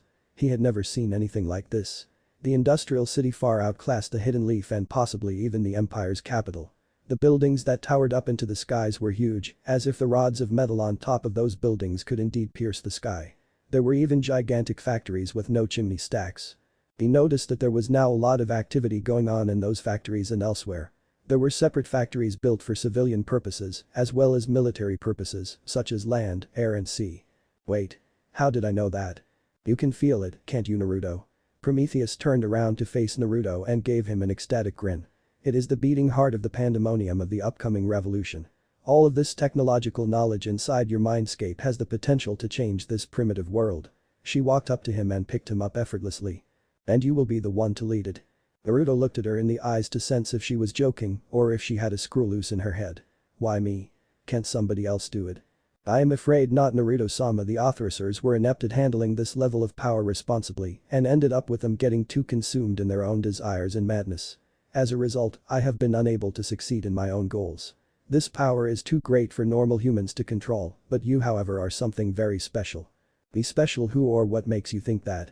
A certain fox, well very stubborn about it, actually insisted I give you a chance in return that I help her in some ways. Naruto's eyes narrowed when she mentioned fox. His speculations of long-awaited suspicions were drawing in closer as he felt that she knew the answers he was looking for. But that will be for another time. You however, need to sit tight and let us deal with this mess that you have gotten yourself into. She said before wall opened up and she threw him inside only for him to fall into the deep dark depths of a void, all the while shouting in frustration and panic. Prometheus then rolled her head and returned to the newly formed holographic computer and let her fingers glide over the holographic keyboard. And now we break out. She said, all the while hitting a few keys and hitting enter. The mind of Mount Khan was in absolute chaos. It had evolved into a three-way fight between revolutionaries, miners, foreign shinobi and the Empire's elite special forces Imperial Guards, led by Lieutenant Colonel Karasu. So far both breakout attempts ended in complete disasters due to the inept leadership skill of the revolutionary Kanam Shunsui, who had fled into the mines, desperately trying to descend it deeper so that he could get away from the demon governess who was catching on to his scent like a bloodhound with the intent of ripping him to shreds with her whip. Kanam was cowering inside the elevator as he reminisced the previous laughter of his loyal follower and the power that Karasu held. So that is the power of a Tigu user, not even those ninjas stood a chance. She's on a whole different level compared to us. Kanam. A demonic shriek was heard on the top floor where Karasu was now at the elevator gate on the ground floor, screaming down the elevator shafts where Kanam, who was on the 5th floor coming down to level 6, could hear her clearly. Do you really think you can get away from me? When I find you I will set my whip to the max and I will get payback for all the pain you brought onto my Naruto-kun. This I swear to you. She said with the promise of an agonizing and painful retribution against him. Then he heard and felt the gate of the top floor slam down on the roof of the elevator. He whimpered and in a panic he ran over to the elevator control pad and pressed the emergency stop just as soon as he reached the 6th floor. The elevator stopped just in time and he manually opened the gate by forcing it open. Once he forced his way out, he saw the scene that was laid out in front of him. The 6th floor residential district was now in a mass riot and panic as the Imperial Guards were moving in to exterminate the threat that was the rebelling miners who desperately using anything and everything as weapons as they were now leaderless because of the exposure of the fraud that had claimed to be their savior. The guards were all armed with pistols, rifles, shotguns and automatic weapons, along with clubs, batons and other blunt melee weapons, as well as blades armed together with riot shields. The disciplined and highly trained soldiers that were personally trained by Karasu herself, along with her own personal special forces, were decimating the rebellion as they were now in disarray. Buildings were on fire and clouding the area in black smoke, explosions caused by dynamite and grenades that devastated everything, causing parts of the tunnels to collapse on fighters from by both sides. The ninja were also involved in the slaughter as they targeted everyone. They were superior in CQC and also skilled and stronger with their own powers that was exclusive to them back wherever they came from. Kanam, a random large miner who was practically a giant with a height of 6'4", came charging towards him. He had a large barrel chest and log-sized arms and had a skinhead and was currently topless but covered in scars, wounds and blood. He looked to be slightly dim-witted but nevertheless he understood Kanam's ploy. You have brought this upon us. He roared, pointing an accusing finger at the blue-haired coward, and like a mighty and furious bear, he roared and charged at Kanam with his oversized pickaxe raised above his head, ready to strike it down upon him. Kanam panicked and brought out his gun and fired at the furious bear of a miner who wanted vengeance for himself and his now deceased friends that he had used only to get them killed for nothing. He fired 2, 3 and 4 times into the chest of the large miner, but he still kept on charging. Just before he closed the distance, Kanam shot at his head and the bullet took a piece of his skull and face off as it skimmed against his cheekbone. The attack made him stop his charge and he collapsed on the ground in front of Kanam. Kanam was now hyperventilating from the fear he just felt from that man's bloodlust and the scene that was happening in front of him. There was even a noticeably wet patch on his trousers where his crotch was. In his mind, he was cursing up a storm. Shit. Shit. Shit. My dream. My life. My purpose. How did this go so wrong? How could this one boy derail my plans by his mere presence? This is his entire fault. If it weren't for him he stopped once he felt a huge pressure from a massive killing intent, soaring down the elevator shaft and closing in fast to his current location. Then I wouldn't be having to deal with her. He screamed out in terror and fled into the mines in search for more elevators or stairs to run down further into the mines to hide, while he avoided the current war that had erupted everywhere in the mines. Karasu landed on top of the elevator with a mighty bang and dented the roof of the elevator, causing it to shift from its position as her collision strained the steel cable and the winch system at the top floor. She ripped open the roof of the elevator and jumped inside to kick open the gate, which made it fly off and hit two miners that were charging at the Imperial Guards. She looked around at the residential district in disdain. A few moments later, several soldiers ran up to report their progress to her and saluted her before they gave out their reports. "Ma'am. Security breaches and the mass rioting have been silenced on floors 1 to 5 and the rebels are cleared out on every floor above us. We have almost quelled this floor and we're about to join up with the 7th platoon located on the 7th floor below us." Good, she nodded in satisfaction. "Any problems?" "The ninjas are proving too troublesome for our men to proceed as they are booby-trapping the tunnels with some kind of paper explosives and the rebel miners keep on triggering them, making it difficult for us to proceed. They're also using their shinobi elemental jutsus which have put a strain on our manpower. They're not impossible to kill without firearms and if you are quick enough to cut them, they're just tricky to deal with. Why hasn't the 2nd platoon you know what never mind, I'll deal with them myself." She turned towards the horde of miners that were cornered inside of a building that was being focused on by gun squads with their automatic weapons. "By the way, have you seen a cowardly blue-haired man pass through here? His name is Akame and he was the one who started all of this. There have been reported sightings of him, but we were unable to intercept him because of heavy fighting in some areas. From the looks of where he was going, I would say you have got him on the run and he is trying to flee further down into the mines. Tell 2nd platoon to cut him off at the south elevators and stairways on this floor. I want that bastard captured alive." She growled out and activated her whip that had now reverted back into one whip and was now covered in blood-red bladed thorns. "Bleed for me. Bloodthirster." She called out the name of the form and increased the pain intensifier dial up to X9 and dashed over to the enemy's side that was being hammered by the guards and the Cerberus SF. She landed in the center of a large group who all turned to face her in shock and surprise. Karasu never gave them a chance to strike first as she used her whip Tigu that was covered in sharp-bladed thorns that could shred through skin and muscle like they were butter. She twirled the whip above her head and swiped it to the left. The whip cracked in the air as the bladed tips of the whip sliced through several torsos with ease. "Ah!" The miners screamed in agony as the blades pierced their flesh and they all felt their blood leaving their bodies through their wounds, but it didn't feel as if it was seeping out, no, it was being drained out and being absorbed through the whip. Karasu's whip Tigu had activated another feature of Belmont called Bloodthirster. A vampiric trait that could absorb the blood of whoever the whip struck and convert the blood into a boost of raw power which increased her strength, speed and agility, like being in a blood frenzy berserker state.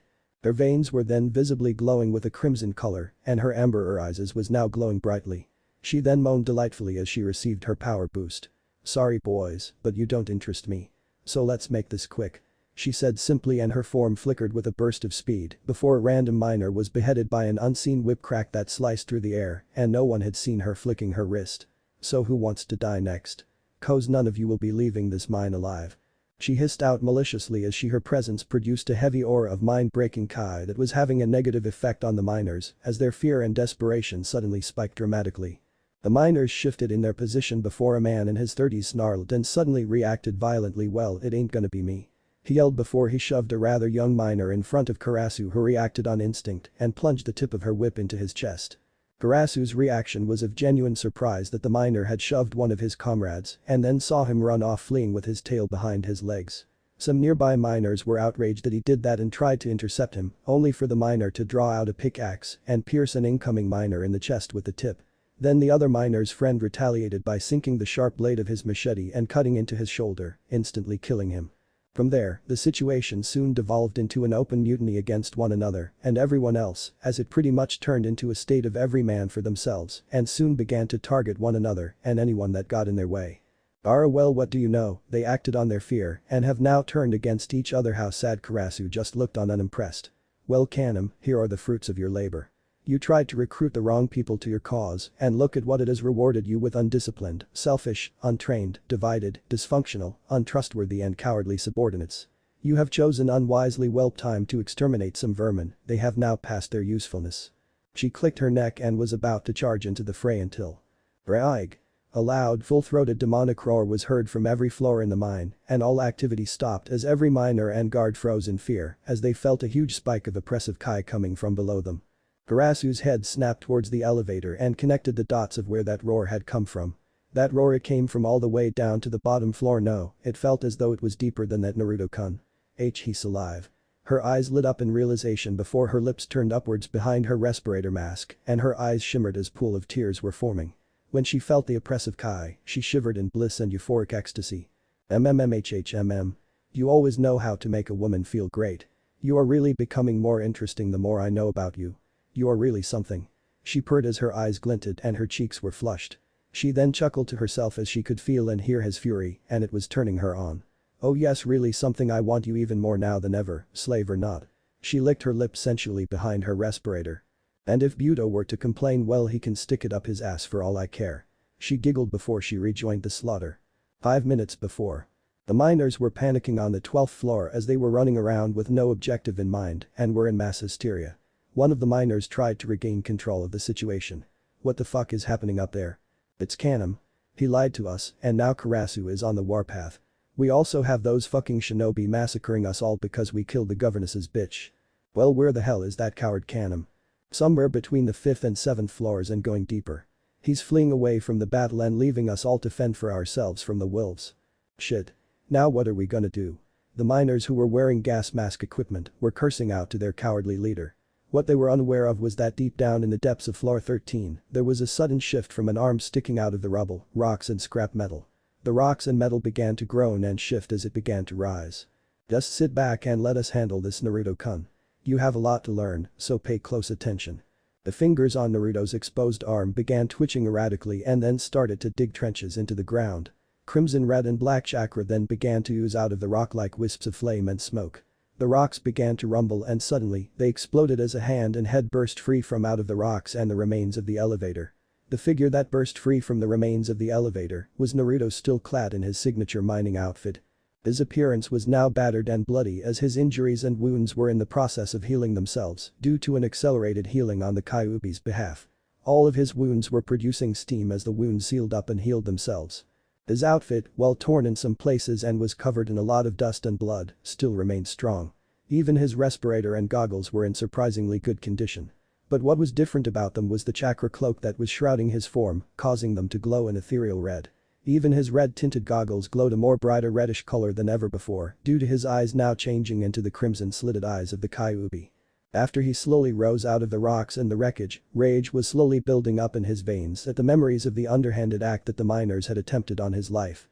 All of the memories resurfaced of the many cowardly, dirty and underhanded acts that have ever been attempted on his life by the miners, the villagers and several shinobi that tried to end his life, even though he had never done any wrong against them. Yet, they always attempted something against him over the littlest things for just the reason of existing. No, it's because they refused to see him as anything but the demon. Fine then. If they want a demon, then they will get one. That's right, they do not deserve your kindness nor your mercy. It's time for you to teach them a few lessons in respect, insight and several more lessons that they are sorely lacking in. Prometheus told him through the mind link as Naruto was currently still unconscious. It was his instincts that were being taken over by the fox's chakra and Prometheus was taking control of it in order to get him out of the mines, even if she had to slaughter every last miner or anyone else that got in her way. More and more chakra began pumping through all of his Tenketsu chakra nodes, jump-starting his chakra pathway system and his body. The result was that Naruto felt like he was at the level of a seasoned Jonin or Anbu, possibly Kage with the level of power he was at. Mixing the power and his rage that he felt surging through his body, a growl was now heard rumbling in his throat before his teeth grinded together. He lifted his head and filled his lungs with air from the oxygen canister before he unleashed a furious roar up the elevator shaft that was heard throughout the entire mine. Braia. Elsewhere on floor 7. Panem lifted his head and looked around frantically in fear.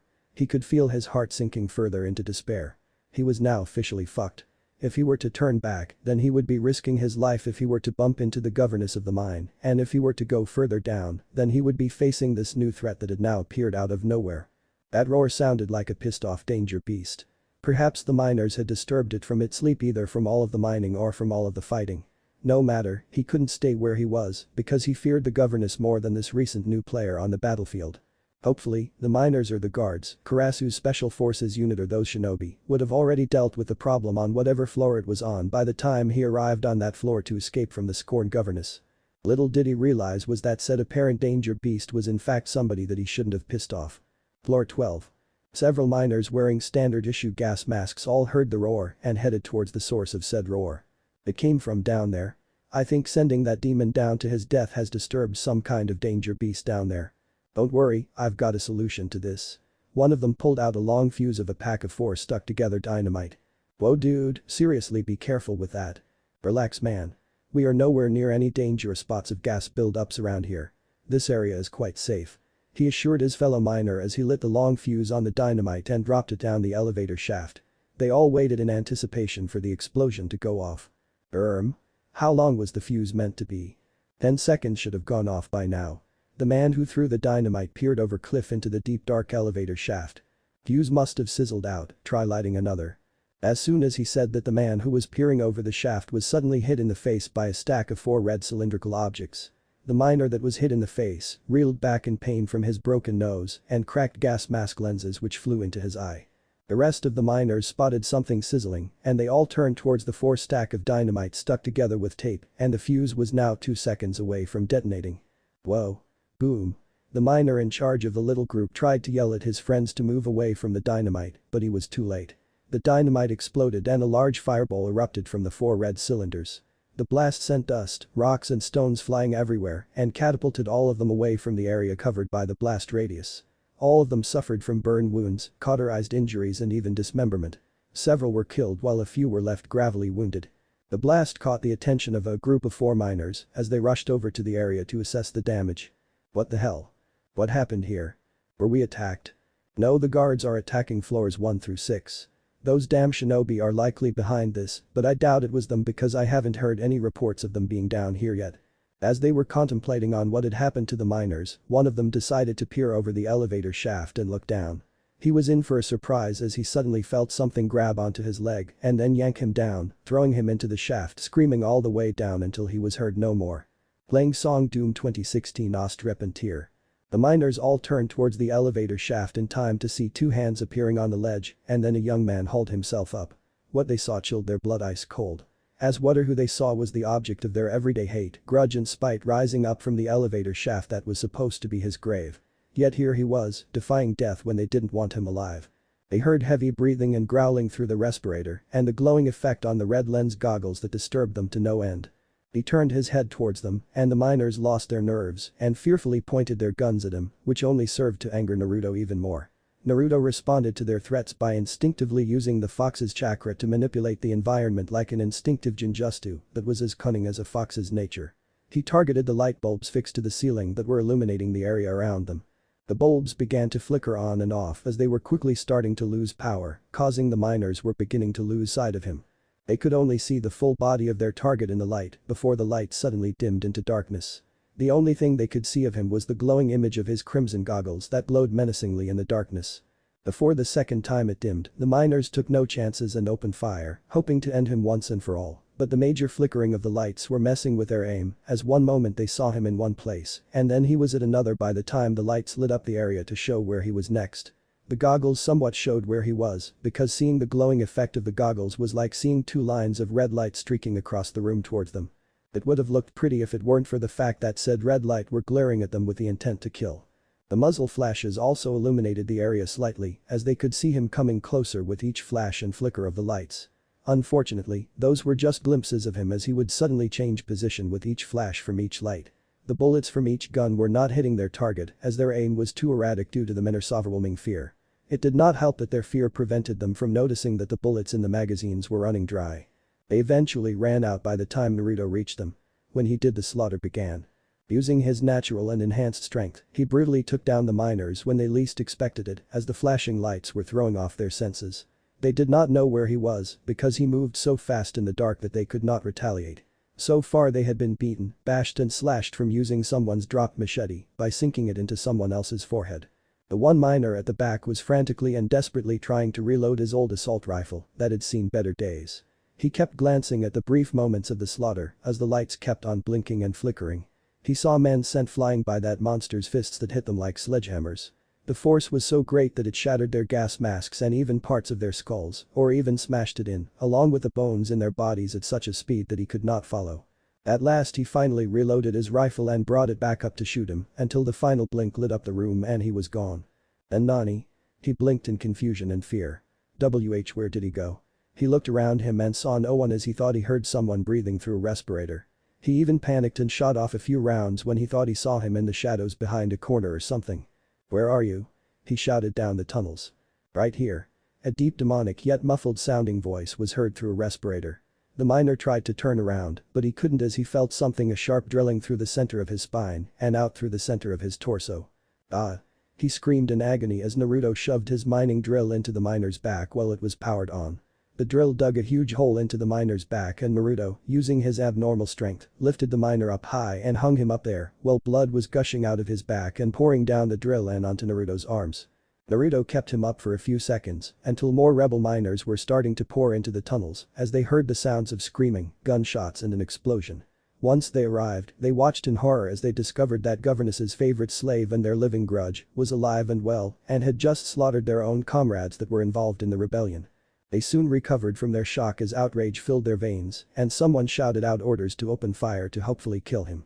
Naruto then ran towards them with the miner still impaled on the large mining drill that was still boring through his torso.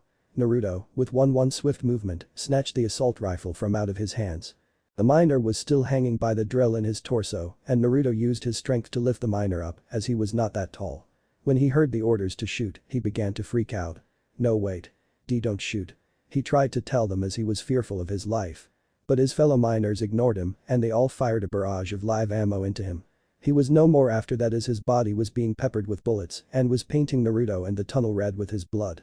Naruto ignored the bullets hitting the body he was holding, as well as the stray rounds that penetrated through the body, grazing and sometimes hitting him. He ignored all of that in favor of charging towards their position while firing the assault rifle from underneath the miner's right side while he held the miner and the drill with his left arm. Naruto charged at the squad-sized group of miners and emptied the whole mag of the assault rifle on fully automatic and every shot met its target with incredible accuracy. Several bodies fell until only one remained. The last person, being that of the leader of the squad, fumbled in trying to get his pistol out of the holster that was inside his trousers, only for it to get caught on a piece of loose fabric. As he was struggling to pull the pistol free, he looked up and was met with the body of the impaled miner as it was thrown at him from the drill. The leader tried to throw the corpse off of him, but was soon sent back down by a large boot slamming into and pressing onto his chest and holding him down. The rebel miner looked up and was staring at the sharp drill head hovering above his face. The miner reacted and drew out a knife and plunged it straight through Naruto's boot and into his foot and he didn't even flinch. The miner took out the knife and looked up to see Naruto tilting his head at him as if he was smirking at his feeble attempts at survival. The miner stared in shock and despair as he watched helplessly as his actions were not having the desired effect in order to save his own life. The life of the rebel soon ended when the drill was plunged into his chest. The drill then fizzled out and died due to the battery dying as a result of a malfunction. Although Naruto didn't care as he had already decided to discard the drill. He dropped the drill, along with the heavy battery pack, lifting a lot of weight from his shoulders as the only thing remaining on his shoulders was the oxygen canister. Naruto then looked at the assault rifle in his right hand, held it near his face so he could inspect this powerful and deadly weapon that offered so much potential. The rifle itself was actually just junk that was supposed to be scrapped though. Images and visions soon poured into his heads of alterations and variations of the assault rifle. Some looked large and utilitarian, while others looked sleek and light. He was also shown what other uses he could do with it, such as methods of improving said weapon with devices and attachments that would drastically increase the combat ability of the weapon and the user. He was then shown similar weapons that had different roles, but they all fit in the same category of guns. These weapons that he was seeing were far more impressive than the weapons he mostly saw in the mines, but these weapons were from different places that he had never seen or heard of before. He wasn't even sure if they existed in this world. "You won't need that. You can make something so much better than that piece of scrap metal. Let me show you how to build." Suddenly, there were black and red shadow tendrils pouring out of Naruto's arms.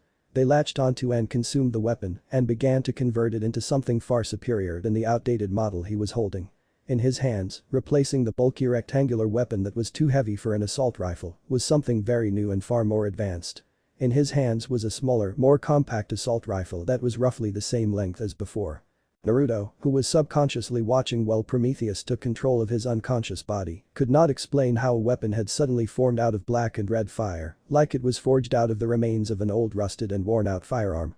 The weapon's name flooded into his head, and where it came from was a place that was nigh impossible to reach through normal standards because it didn't exist in his world. I can easily do that, and so much more, Naruto-sama, for I am an engineer, vastly superior to all others. I have the power to create empires that can span for miles, a whole continent or even the world. I can build armies that far outclass any others, and no one will be able to oppose you. However, I cannot reach the best of my abilities. My masters were narcissistic, arrogant, self-centered and selfish power-hungry fools. They used my power and wasted it on useless endeavors to gain more power for themselves and just themselves. But you have potential. I can see it, power of a leader, know that of a king, an all-powerful leader capable of leading this stagnant world into an era of true peace, prosperity and beyond. You understand that peace cannot be obtained through words alone. Actions will have a more everlasting effect. It will be difficult at first. You will have to face the darkness that you were afraid of someday. You will have to brave through the hatred in order to obtain peace. You may even have to quell all of your own hatred in order to obtain it. That is what I wish for, true peace through power, but you are not ready yet. You need to learn what it takes in order to achieve this goal. You want it to be Hokage, right? What for? Respect and recognition. By now you should already understand that respect and recognition is earned, but you have never earned it enough while living in a village filled with idiotic traditions, bigotry and favoritism. Why should you be a leader of a place that is stuck in the past and is afraid to move on, when you can be a true leader that will lead your people forward into the future and leave all of that hatred and darkness behind? You were a child living in the darkness of a village that refused to move on and let go of their blinding hatred, but now is your chance to break those chains that have been holding you down. You know what is right for this world. So what if you have to get your hands dirty in order to achieve it? There are always going to be those that oppose you, and in their beliefs they will want to believe that you are evil, convincing themselves that you are subhuman. Somehow undeserving of all the basic liberties that is granted so freely to others. The majority of the civilians and ninja of Konoha that are against you will definitely do this to justify their actions against you, but remember this: the person who seeks excuses for their actions is doomed to fail. Take this weapon and show the world of what you are capable of. His mind remained quiet until a voice sounded in his head. Why? Naruto responded mentally. Why should I do that for you? Didn't you used to dream? That was a long time ago. My dreams have been crushed and they are now impossible to obtain. That is what I am trying to tell you, that this world is dark and cruel. Dreams are nothing more than a pipe dream to obtain. Corruption, intolerance and injustice are running rampant, and with it comes war. People dream, but can only obtain disappointment in the end, as fairness and justice will always favor the wrong over the right. So why me? Because you want justice, don't you? Naruto remained silent. According to my new roommate, there are secrets being held from you. Big secrets that will definitely demand justice for all the wrongs that have been brought upon you, your family and your clan. Nani? He sounded really surprised and shocked by that. Your Hokage is not the Jiji you thought him to be. He has kept many secrets from you and has kept many skeletons in his closet. Some of them being from your clan and family, while the rest involves his precious village. He chose to remain silent again. If you want answers, then prove me right and my roommate wrong. Prove that you are something special. Show the world of what you can do. Break the chains and enforce change by force.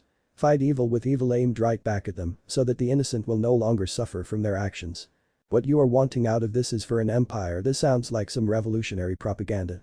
It will be a necessary one. It will teach these ignorant layabouts and bigots some manners and show them proper respect. It will surely teach them that there is more to life than living in some stagnating oppressive government that will always use their power to leech off of the citizens' hard work and suck their funds dry, all for the benefits of themselves and their interests. This nation and continent does not need another inept leader who could be just as useless or evil as the last. As the saying goes, you would be trading one evil for another, but this time this evil will be necessary for the world, and that is where you will come in. How so? You are neither good nor bad. You are good to those you care about, but you show no mercy to those that don't deserve your kindness. At one time, you showed kindness to many, even though they had the intent to bring you harm, but you have woken up from that. You now understand what the world truly is and how this world needs to move on, and you will be the one to show them the way. What if I don't want to? You will, because you know I am right. Fine, you better hold up to that deal of yours. I want to know about my family and clan. Of course, and just like you, I never go back on my promises. I've never broken my promise to be the Hokage of my old village because the village did that for me, but this promise that I will swear to you now will not be broken by me or anyone. You want an empire? Then I will make one and you will help me build it with your power and my own blood, chakra, sweat and tears. Somewhere in his mindscape was a grinning shadow-haired woman. Hi Naruto-sama, she nodded. Then Prometheus was in for another surprise as she suddenly lost control of Naruto's body and he regained consciousness. But I will be the one in charge, got that? While surprised by his actions, she actually smiled in amusement and intrigue. I have no objections. I am just an engineer and a Tigu. However, my roommate might prove to be unwilling to follow that. Whoever your roommate is, I'll deal with it later. Right now, I want out of this mine. He said while inspecting his new weapon. That weapon in your hand is called the AK-12. It is the latest variation from a line of powerful and legendary assault rifles as it was modernized and based on a legendary weapon called the Alaska 47 that is still in use in the world and dimension that I obtained this weapon from. That's nice, how do I use it? You should be receiving instructions now. Just then Naruto suddenly had an influx of instructions on how to use the rifle. It showed him how to operate it efficiently and effectively as well as how to maintain it. Everything that is factory fresh must come with its own instruction manual. Fortunately for you, you don't have to sit and read through the tediously long manual as I can just download it directly into your mind and you can learn it instantly. That feels like cheating. Not really, all shinobi are cheaters. Have you forgotten about that benefit that the shadow clones have, that feedback memories from the clone to the user and also can be used for training purposes? Oh yeah? How did you know that? I have my ways. She said proudly and gave out a nervous cough. Naruto was about to question her about it but could hear shouting further into the mines and into the gas catacombs. We'll talk later. He said mentally and Prometheus agreed. He also inspected his own respirator and found that it was working fine and had plenty of oxygen in the canister. He also inspected his rifle. As new and impressive as it was, he couldn't use it on the 12th floor for a specific reason.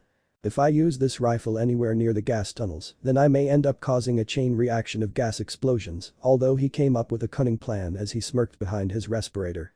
A group of 16 miners were running towards the location where their comrades had disappeared, following what seemed like a large-scale confrontation with an unknown force. They believed that it was the shinobi that were attacking or Karasu's Cerberus division. They were all wearing their gas masks that were issued for them to work down in the dangerous parts of the mine, where it was filled with explosive gas. They were all armed with rifles, but the leader of the group told them not to fire the guns near the areas where gas pockets would be located or else they could potentially set off a chain reaction of gas explosions and fill the tunnels with a raging fire that would burn everything in its path, just like they had seen it happen several times before. They quickly made their way towards a boarded-up tunnel that was closed off due to an area that had an unstable support and made the tunnel prone to collapsing. They were just about to approach it when suddenly the planks of boarded-up wood were suddenly smashed through by a thrust with the top of a sledgehammer and a hooded figure just walked through, breaking through the broken and remaining planks of wood, sending dust and splinters everywhere. He walked towards the 16 miners before coming to a stop, standing in front of them defiantly and blocked their path with him leaning on the sledgehammer on his right shoulder and his rifle in his left hand. The miners instantly knew who he was and they growled aggressively and hatefully, but Naruto didn't flinch. Suddenly, one of the miners had lost his patience with the punk kid in front of him and lifted up his shotgun and pointed it at Naruto. The leader quickly grabbed a hold of his weapon by the barrel and pushed it down. Don't. You fire that weapon and you will be burning us all alive. Use your melee weapons instead. Good idea, he said with a malicious chuckle as he withdrew his slightly rusted combat knife. That way I can enjoy hurting you more.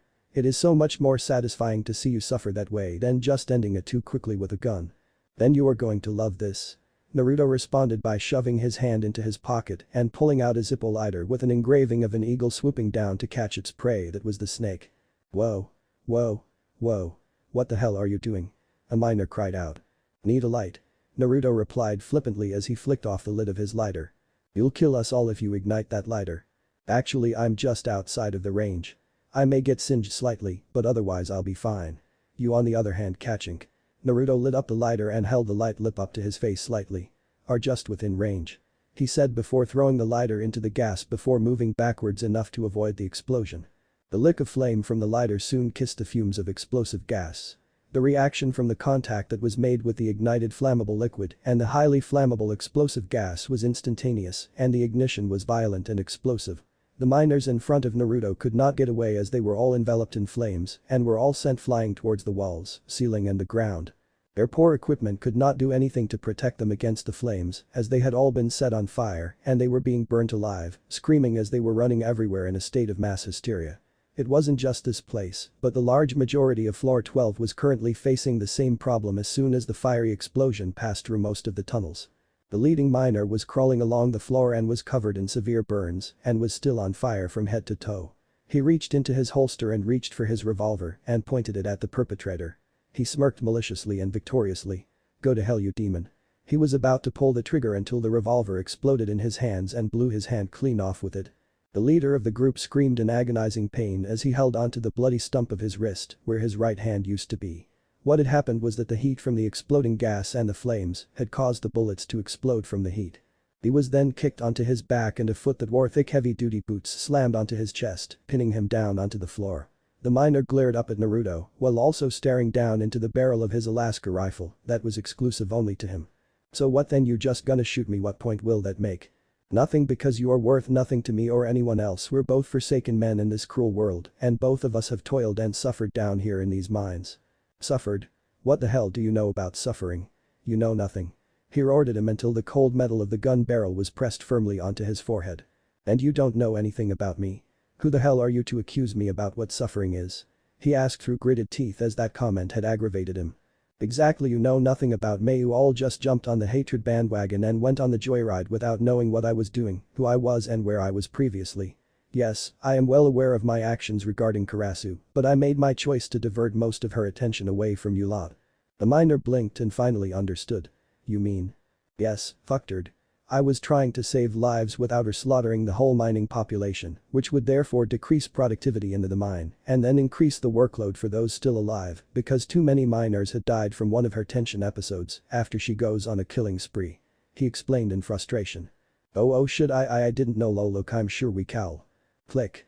Naruto's rifle was now fully loaded and ready to fire. What are you doing?" "I want answers," Naruto answered sternly. "Where is Kanam?"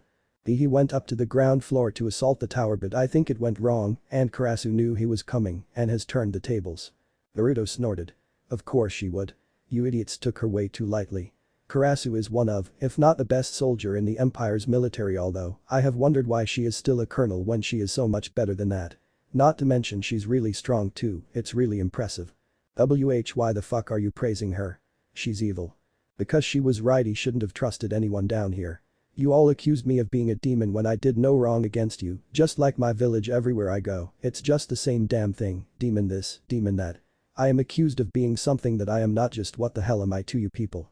I am a human being. At least Karasu treated me like a proper human being and she knows kindness. Unlike you, she is not the monster you believe her to be. She may have a dark side to her, but there is goodness in her.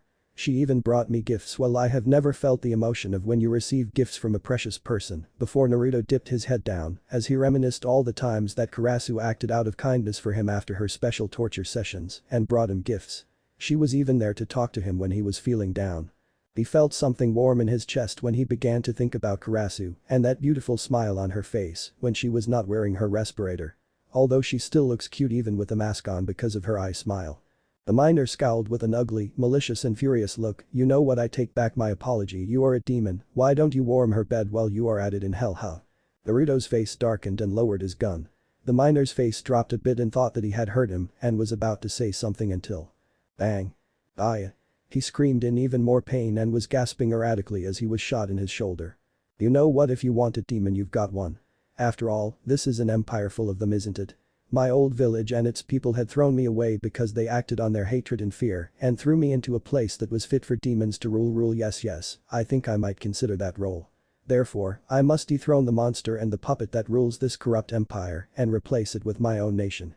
One out of necessity, not because of blind people wanting things to return to how they once were, only for another lesser or greater evil, taking the reins of ruling this already doomed empire." "Why, you've lost your damn mind, you really are, eh? Oh, would you make up your mind already? You never accepted me as a human and you now can't accept me being a demon. What the hell am I to you? You're a freak. You know what?" Bang. "Ah." And he was shot in his other shoulder. "I can accept that." Naruto gritted his teeth together and clenched on tightly as he began hissing through his teeth and his eyes were lit up more brightly through his goggles. "Here's the thing. Why are there so many people like you running about in this world? Why are governments always run by evil and corrupt people who are also liars and oppressive puppet masters? Where are the good and honest people in this world? Do you know what I think? It's because guys like you drove them all out." Here is a question that you really should be asking, am I the real demon? Or have you not been looking in the mirror recently? Because to me think you somehow have the definition of the word mistaken. You bastard. Irasai, you brought this upon yourself. You followed a man like Kanem who led all of you to your own doom. It was your own fault that you followed him when deep down I knew he was a liar and a coward that was only doing this for his own gain, not the revolutionaries. You should have known better than to trust someone who just appeared all of a sudden speaking of promises and boasts that he has not proven. The miner gritted his teeth together at the mention of that bastard leader of his. You people make me sick. I despise this fucking place. I reject being the same species as you if all I see in humanity are people like you. He roared into his face, and he soon pulled the trigger and took off his head with the round of the Alaska rifle. Naruto froze on the spot. He had just taken his first life. Officially anyway, considering that before he was not conscious and was being remotely controlled from his mindscape by Prometheus. He looked around and saw that all of the other miners had all passed away from their horrific burns. He could even hear the screams of the miners in the distant tunnels that soon went silent. Naruto fell into silence. He did not know what to think as he just stared in shock. Prometheus, however, was delighted. Well done, you have proven yourself to Mehik. You even impressed her, although she won't admit it. Beauty, he tried to form up the words, but Prometheus stopped him. Enough moping. You did what you had to do. This was inevitable. Even if you were going to be trained as a ninja, you would still have been required to take a life in order to protect another or yourself or even exterminating monsters like him. You know he was. You can feel it, can't you? Her gift to you is not just unlimited power and accelerated healing, but she has made you see what is inside people's hearts and minds. You were only wasting your time and effort in showing these ungrateful miners kindness. You know what they are. You have felt it. It's like a black soul choir in this rotten decrepit mine, and Kanem is the conductor. Now you said so yourself, you are going through with your promise, right? Yeah, Naruto nodded and walked off further into the tunnels and went to find the elevator. This is nothing. You have been through worse, and I always came back from it. But now get out there and fight for your freedom. Already planning to? Naruto said in firm resolution while holding the rifle close to his side. He lifted up his hands, performed a single hand seal, and chanted out Kage Bunshin no Jutsu. 7 copies of Naruto were suddenly spawned out of the thick and heavy smoke that came from nowhere, armed with nothing but the thick and heavy-duty apparel on their backs. Naruto resolved this matter by using the power Prometheus granted to him and spawned several weapons that appeared in his mind, and the clones too were supplied with weapons not seen before that were of great designs in their own right. Even if I have to go to war. Naruto's red lens goggles glimmered sharply in the light. And Amik.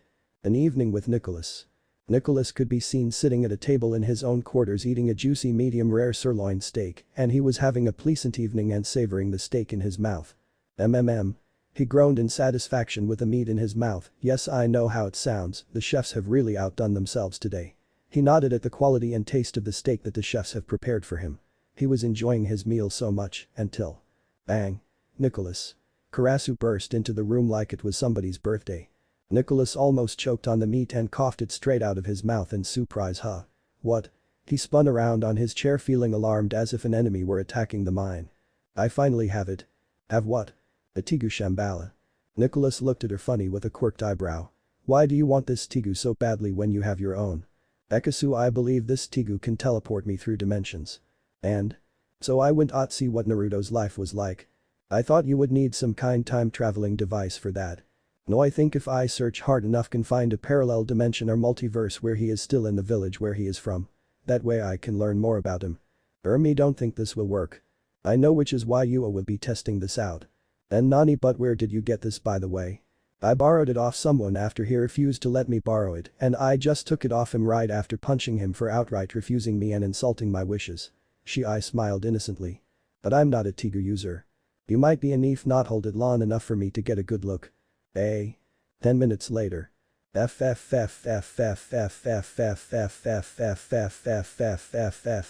was desperately holding onto the portal as the Tigu was starting to reject him. He wheezed through his teeth. Just then Karasu burst through the portal in tears. No. She wailed and dived onto his sofa and sobbed into the cushions. I refuse to believe that was my Naruto, so much orange, so short, so dumb, and naive, and he's the bitch to this pink-haired slut with nothing on her chest that wants to rut with this wimpy-ass emo kid that has this horrific hairstyle that looks as if he based it off a duck's ass and is always spouting out shit like revenge, this revenge, that holier-than-thou kind of attitude that pisses me the fuck off. She cried and beat her fists onto the cushioned armrests of the sofa. Did you learn anything of the village? It's even worse that he does not realize what the village is doing to him and keeping from him. Nicholas got curious and decided to stuck his head through the portal. Once his head appeared through the portal on the other side, he saw that the village had looked as if the second coming of the Kyuubi had wreaked havoc through the village, as everywhere he saw were corpses and buildings ravaged with explosions and fire. He stuck his head back in, and sweat dropped at her extreme measures after she just entered the world that was labeled as the canon world. Just then 14-year-old Naruto walked in and entered the room. "Is everything alright? I heard Karasu Krinksh is not hurt or upset or anything, is she?"